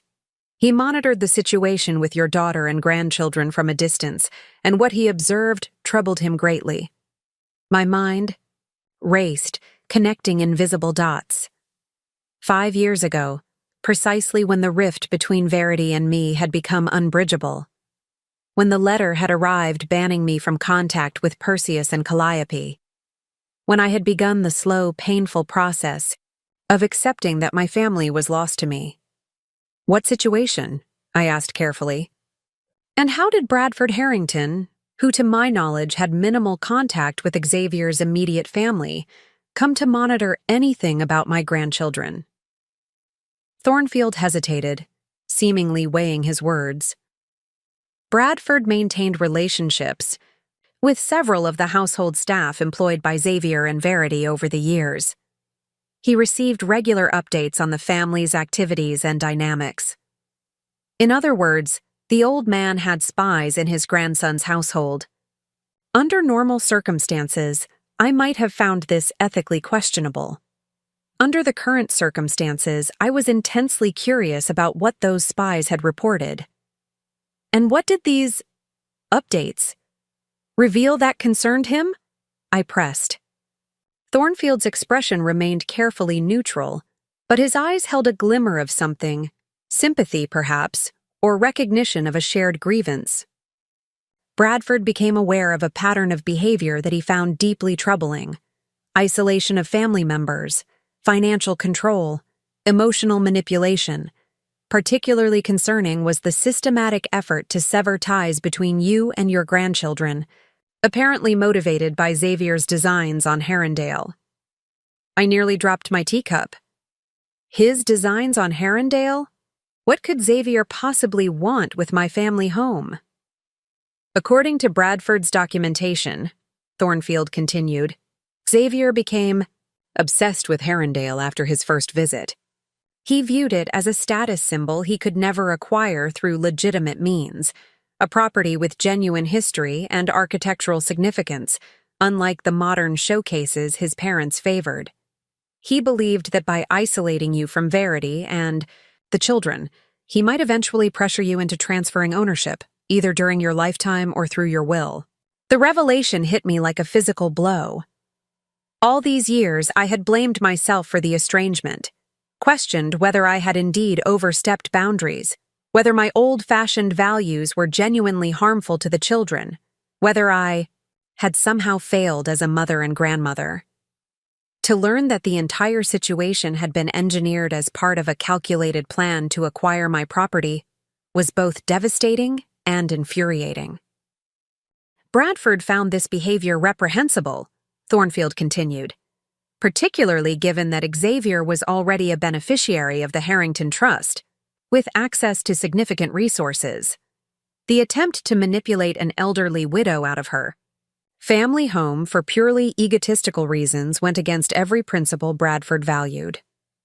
I'm hardly elderly, I interjected, automatically defensive despite the gravity of the situation.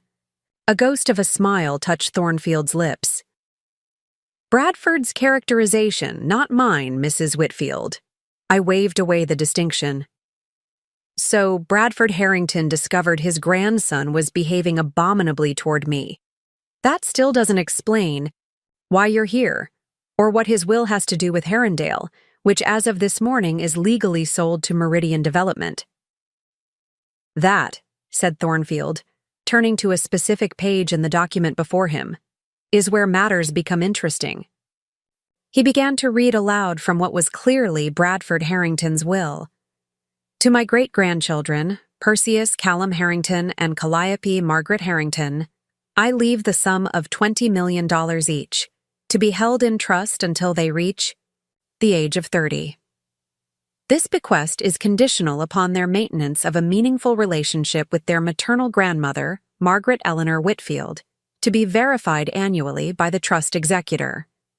The morning sunlight streamed through the east wing windows, casting long golden rectangles across the polished oak floors of Herondale. I sat at my writing desk, a cup of Earl Grey cooling beside me as I reviewed the document Harrison Thornfield had delivered by courier an hour earlier. The legal language was dense but clear in its purpose. The Harrington Whitfield Historical Preservation Trust was now officially the owner of Herondale Manor and its surrounding 60 acres. The property would be maintained as a historical landmark, with provisions for guided tours of certain areas, while ensuring the East Wing remained the private residence of the Whitfield family in perpetuity. My signature on the final page would complete the transaction, reversing the sale to Meridian Development and securing Herondale's future. Yet I hesitated, pen hovering above the line, as voices drifted in through the open window.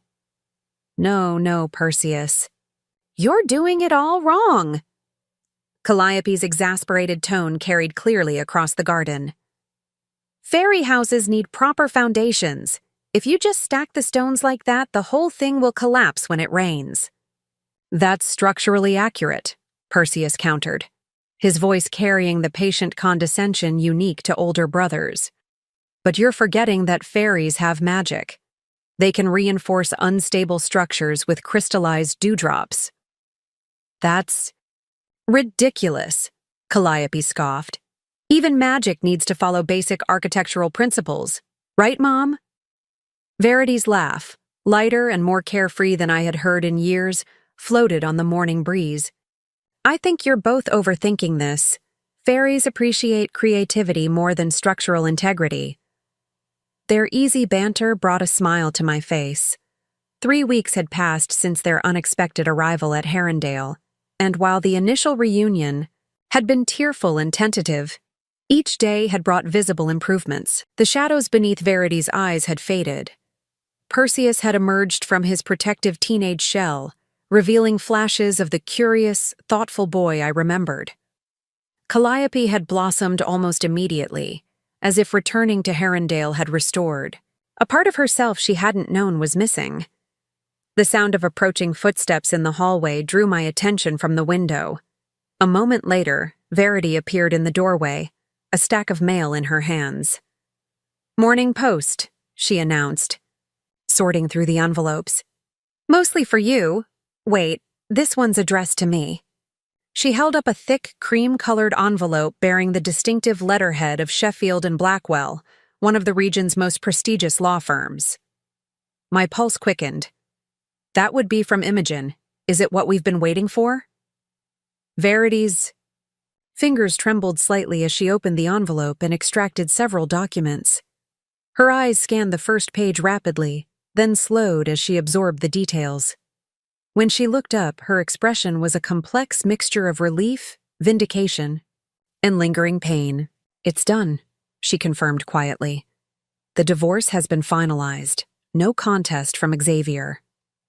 She hesitated, then added, "And the court approved the expedited custody arrangement. Primary physical custody granted to me, with supervised visitation, for Xavier at a neutral location, pending completion of his court-ordered counseling program. I set down my pen and crossed the room to embrace her, feeling the slight tremor that ran through her body. "How do you feel?" She considered the question seriously, as had always been her way, even as a child. "Relieved," she said finally. "Sad in some ways, not for what I've lost, but for what I once believed I had. And," she straightened slightly, squaring her shoulders, "determined to build something better. For the children. For myself." I nodded, understanding completely. That sounds exactly right. Verity glanced at the document, still awaiting my signature on the desk. "Is that the Harrington-Whitfield Trust Agreement? Have you decided?" I returned to the desk, lifting the weighty paper with its embossed letterhead. "I was just about to sign. Unless you have any reservations?" "About securing Herondale for future generations while ensuring we have a home that Xavier can't touch?" She smiled wryly. "I think I can live with that arrangement." I signed with a flourish, feeling a sense of rightness settle over me as the ink dried. The decision felt less like surrendering control of our family home and more like entrusting it to a future that extended beyond my individual lifespan, a future that would now include my grandchildren and, someday, their children as well. "There," I said, sliding the document into its envelope. "Herondale is officially preserved, and speaking of preservation projects, how is the fairy garden restoration proceeding?" Verity laughed, moving to the window that overlooked the children's activities. With much debate and creative disagreement, Perseus insists on incorporating scientifically plausible magical elements, while Calliope is more of a traditionalist. They've been working on it for days now.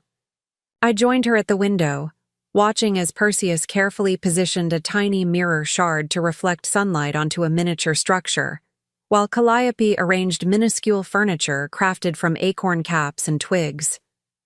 They seemed to be settling in, well, I observed cautiously, aware that the children's adjustment remained a delicate subject. While Perseus and Calliope had embraced their new living situation with surprising enthusiasm, we all recognized the potential for complicated emotions as they processed the dramatic changes in their family structure. Verity nodded, her expression thoughtful. "Better than I expected, honestly. Calliope has always been adaptable, but I worried about Perseus. He's at such a vulnerable age, and he was closer to Xavier in many ways." She sighed softly. "But Thornfield was right about one thing. Bradford's provisions for the children have made this transition much easier. Knowing their education is secure, that they'll have resources of their own someday, independent of either Xavier or me. It's given them a sense of stability amid all this upheaval." I hesitated, then voiced the question that had been lingering since their arrival. "And what about their feelings toward their father? They must miss him, despite everything." "They do," Verity acknowledged, her voice careful but honest. "Perseus especially. It's complicated, as it should be. Xavier was controlling and manipulative toward me, but he was also a father who coached Perseus's chess club and read Calliope bedtime stories. Children don't experience these situations in black and white. Nor should they, I agreed. Whatever Xavier's failings as a husband, he remains their father. They're entitled to love him without qualification." Verity gave me a grateful look, reaching for my hand. "Thank you for understanding that, for not—" She hesitated, searching for the right words. "Not making this about choosing sides.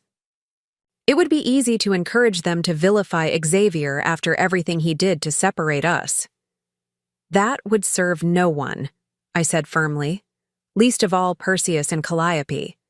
They need to form their own relationships with both parents, based on their own experiences."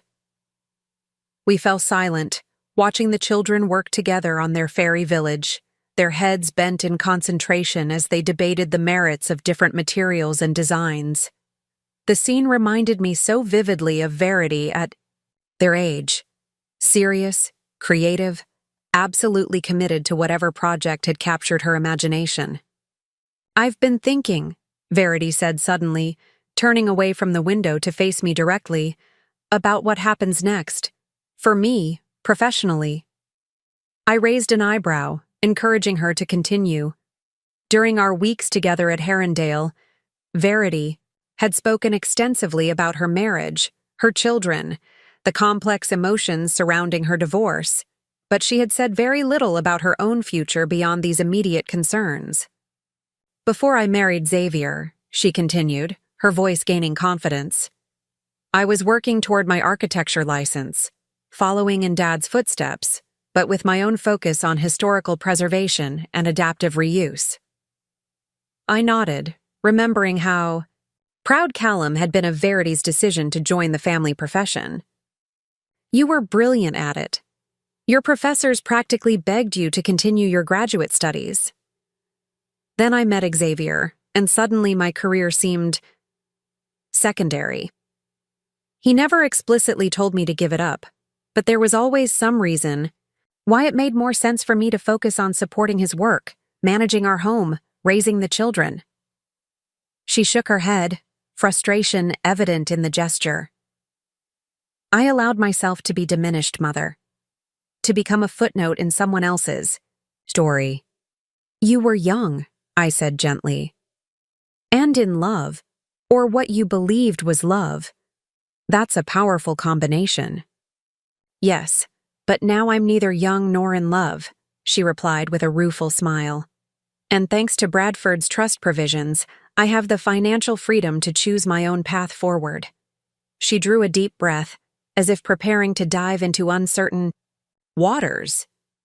"I want to finish my licensure, to practice architecture, with a focus on projects like Herondale, historic properties that need thoughtful modernization without losing their essential character." Joy welled up within me, so intense it almost felt like pain. This was the Verity I had known before Xavier, passionate, purposeful, with a vision that extended beyond domestic boundaries. "That sounds perfect," I managed, trying to keep my voice steady, "and entirely achievable." "I'd need to update my education," she continued, clearly having given this considerable thought. "Take the current licensing exams, build a portfolio of new work." "All completely doable," I assured her, "and as it happens, I know of a historic property that might make an excellent first project for your portfolio." Verity's eyebrows rose, questioningly. "Herondale?" "But the trust agreement specifies minimal alterations to preserve its historical integrity." "Not Herondale," I clarified. "The Carrington Boathouse and Guest Quarters, about a mile downriver. It's been abandoned for decades, but the basic structure is sound. The trust is considering acquiring it as an auxiliary property, perhaps as an educational center for architectural preservation techniques, with accommodation for visiting scholars." Understanding dawned in Verity's eyes. "And they might need an architect with both professional training and intimate knowledge of the area's architectural history." "They might indeed," I confirmed with a smile, "especially one who lives conveniently nearby and has a personal stake in the region's heritage." Before Verity could respond, we were interrupted by the arrival of Mrs. Chen, who appeared in the doorway with her usual impeccable timing. "Mrs. Whitfield, Mr. Thornfield has arrived for your meeting," she announced. "I've shown him to the library, as requested." "Thank you, Mrs. Chen," I acknowledged. "Please let him know we'll join him shortly." As she departed, I turned back to Verity. "Care to discuss your potential first commission with the Trust's executor?" Verity's eyes widened. "Now?" "But I haven't prepared any preliminary thoughts or—" "This is an informal exploration," I assured her. "Besides, having observed your children's fairy village construction, I'd say your design instincts are still very much intact." She laughed, some of the tension leaving her shoulders. "Fairy architecture isn't exactly the same as historic preservation." "Isn't it, though?" I countered. "Both require respecting existing conditions while creating something beautiful and functional. Both demand attention to detail and context. Both serve to connect present users with past traditions. Verity considered this, then nodded slowly. When you put it that way, perhaps I've been practicing architecture all along, just on a miniature scale. Exactly, I agreed, linking my arm through hers as we made our way toward the library. And now it's time to apply those skills to structures large enough for actual human habitation. Harrison Thornfield rose as we entered the library, his formal demeanor softened by what appeared to be genuine pleasure at seeing us together. Mrs. Whitfield, Ms. Verity, he greeted us. Thank you for making time on such short notice. Of course, I replied, gesturing for him to resume his seat while Verity and I took chairs across from him. I assume you've received the signed trust agreement? Indeed, he confirmed. As of this morning, Herondale is officially under the protection of the Harrington Whitfield Trust. Meridian Development has accepted the contract termination with remarkably good grace, considering the circumstances. Substantial financial penalties tend to encourage graciousness, I observed dryly. The trust had paid a significant sum to release Herondale from the Meridian contract, money well spent in my opinion, but not an insignificant amount. Indeed, Thornfield agreed with a small smile. But I'm not here solely to confirm the property transfer. There's another matter requiring your attention, one that Bradford anticipated might arise, though perhaps not quite so soon. He opened his briefcase and extracted a folder containing architectural renderings and what appeared to be historical photographs. Are you familiar with the Carrington property downstream? Verity and I exchanged surprised glances. We were just discussing it, Verity admitted. Mother mentioned the trust might be interested in acquiring it. More than interested, Thornfield clarified. Bradford included it in his initial assessment of heritage properties worth preserving in the region. He attempted to purchase it privately several times, but the current owner, a distant Carrington relative living abroad, refused all offers. I leaned forward, intrigued despite myself. Yet you still have architectural plans. Bradford was nothing if not thorough, Thornfield explained. He commissioned preliminary restoration concepts for several properties in the area, operating on the assumption that the right price or circumstances would eventually make acquisition possible.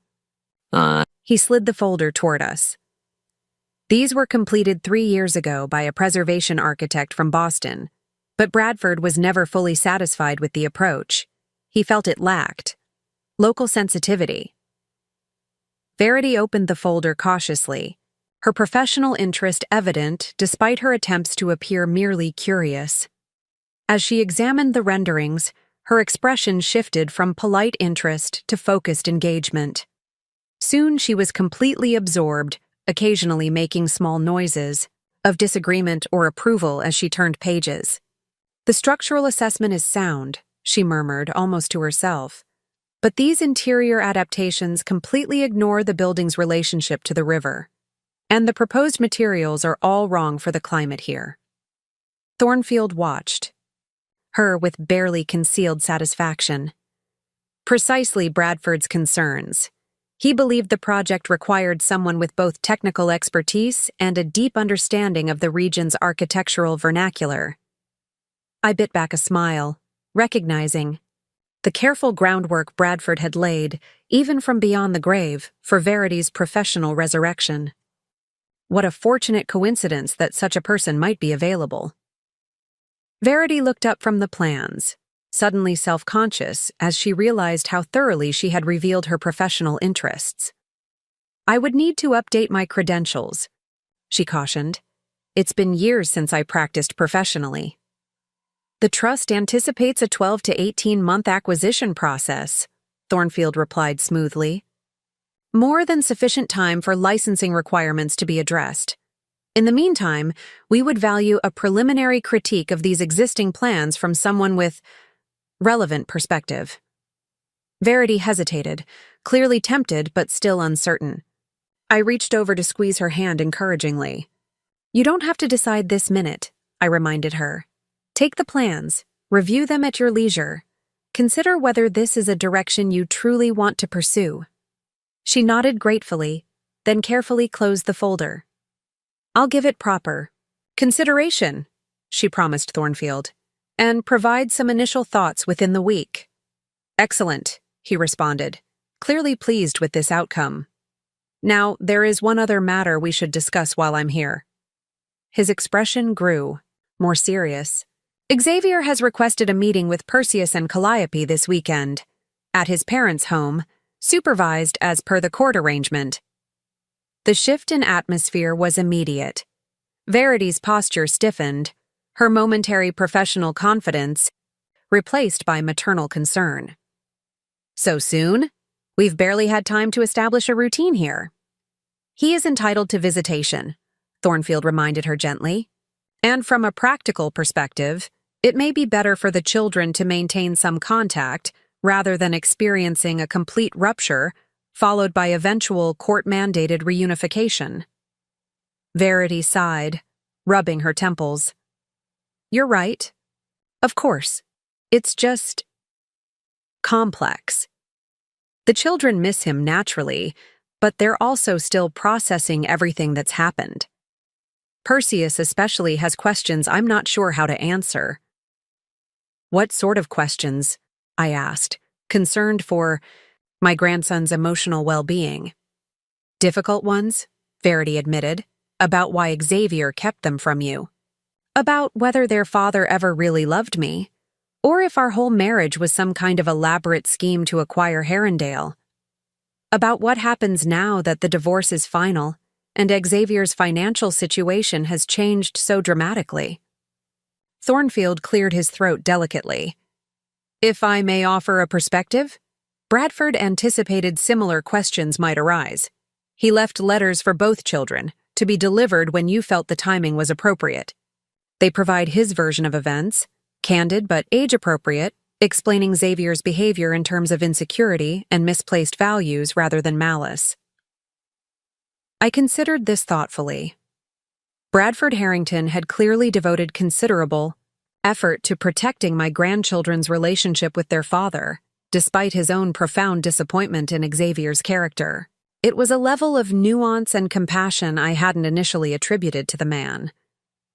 That might be helpful, Verity acknowledged. The children adored their great-grandfather. His perspective would carry significant weight, especially with Perseus. I'll have the letters sent over this afternoon, Thornfield promised.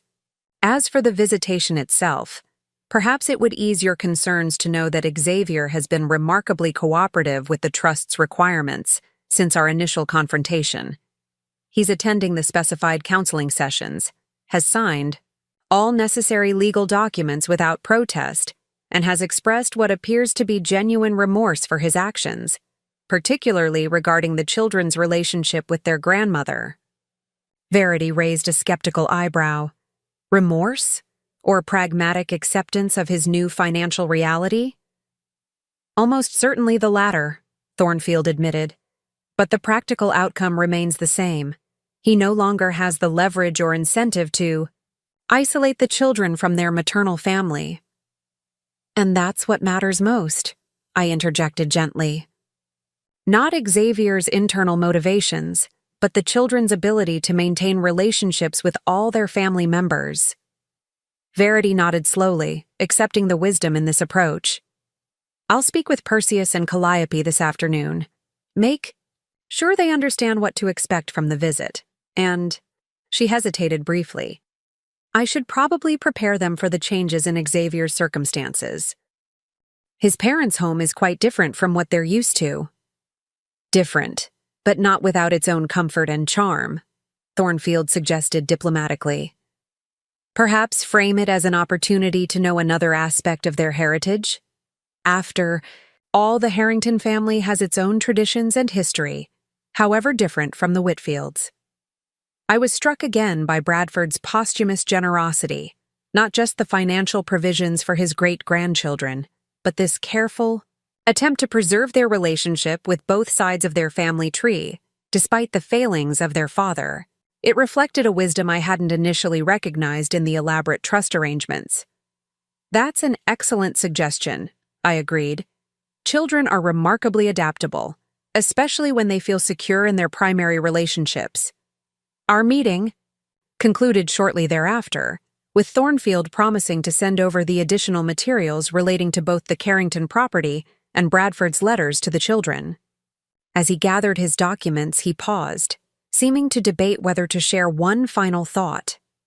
"Mrs. Whitfield," he said finally, "Bradford would have been pleased with how this has unfolded. Not just the preservation of Herondale, but the restoration of your family connections." That was always his primary concern. A concern that seems oddly personal for someone I met only once, I observed, still puzzled by Bradford's investment in our family dynamics. Thornfield hesitated, then extracted one final envelope from his briefcase. "Perhaps this will provide some context. Bradford left this letter for you personally, with instructions that it be delivered only after Herondale's future was secured, and your daughter and grandchildren had returned home." I accepted the envelope, noting the distinctive stag emblem impressed in the wax seal. "Thank you, Mr. Thornfield, for everything."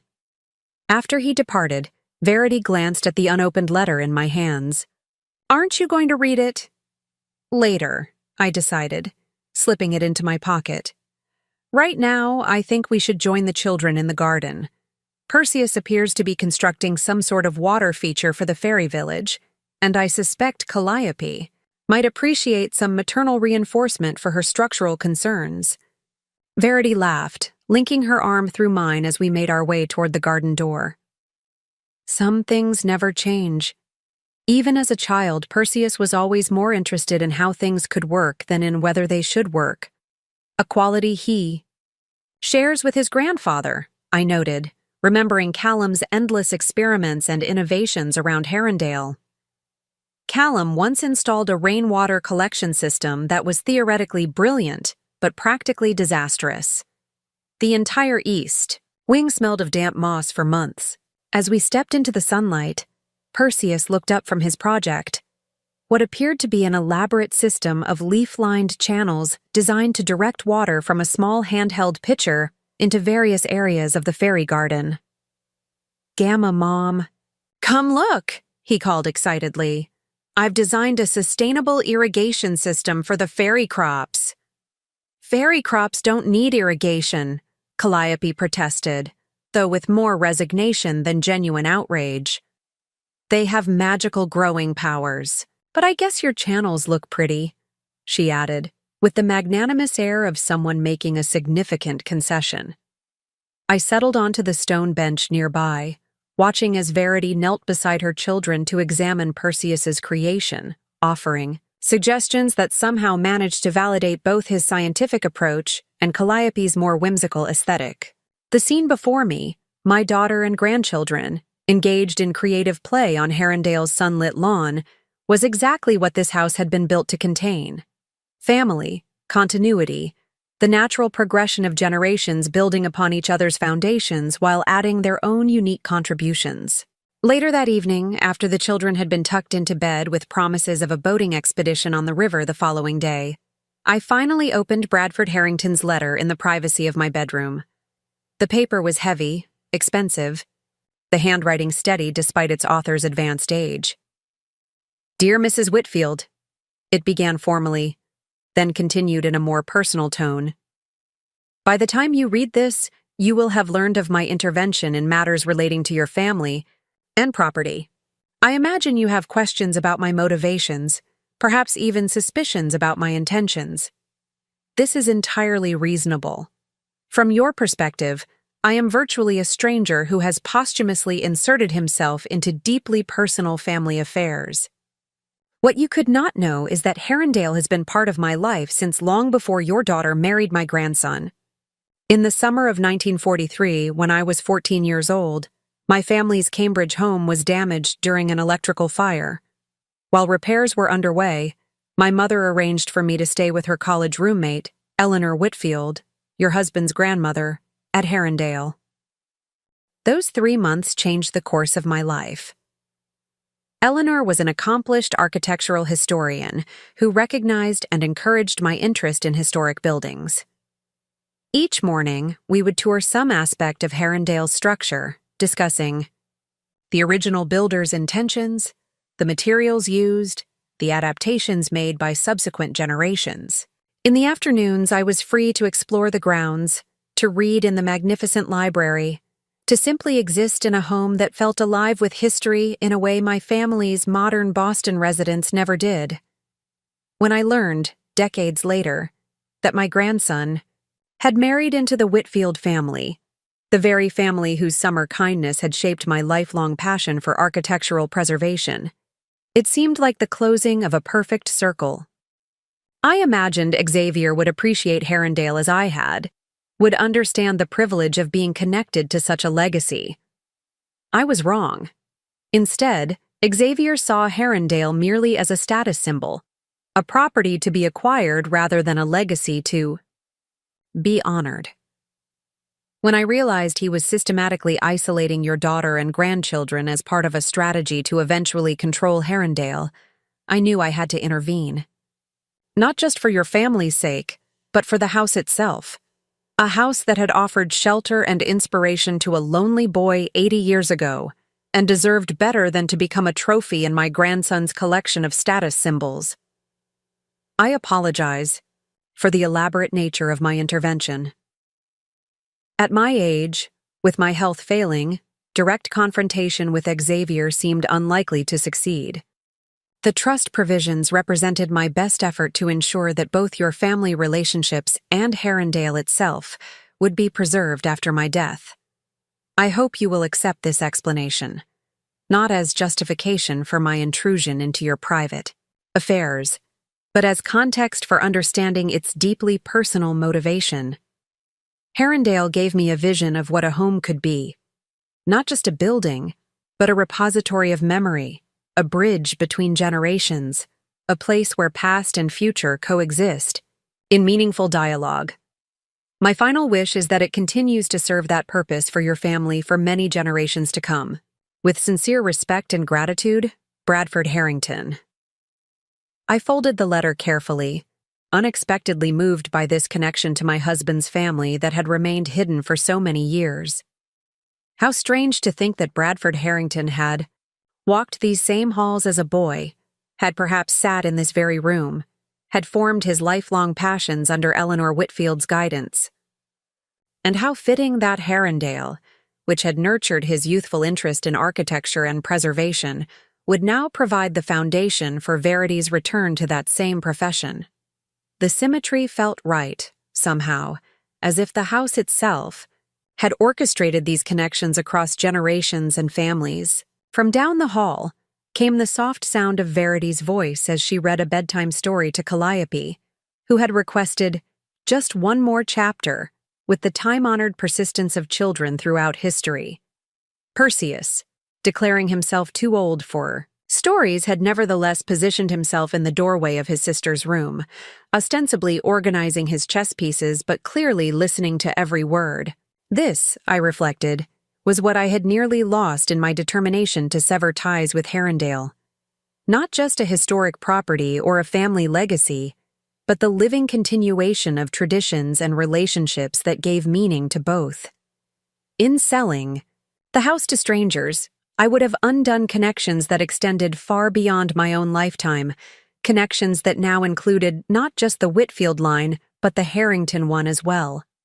As I prepared for bed, I found myself mentally composing a letter of my own, one I would actually write tomorrow, to be preserved alongside Bradford's in the family archives.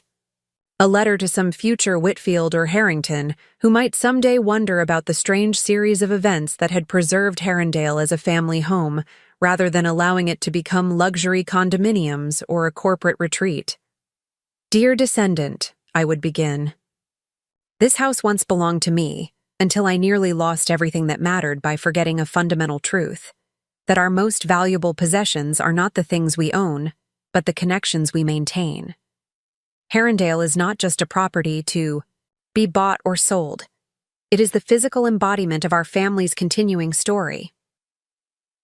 Outside my window, an owl called softly from the ancient oak that had stood sentinel beside Herondale for centuries.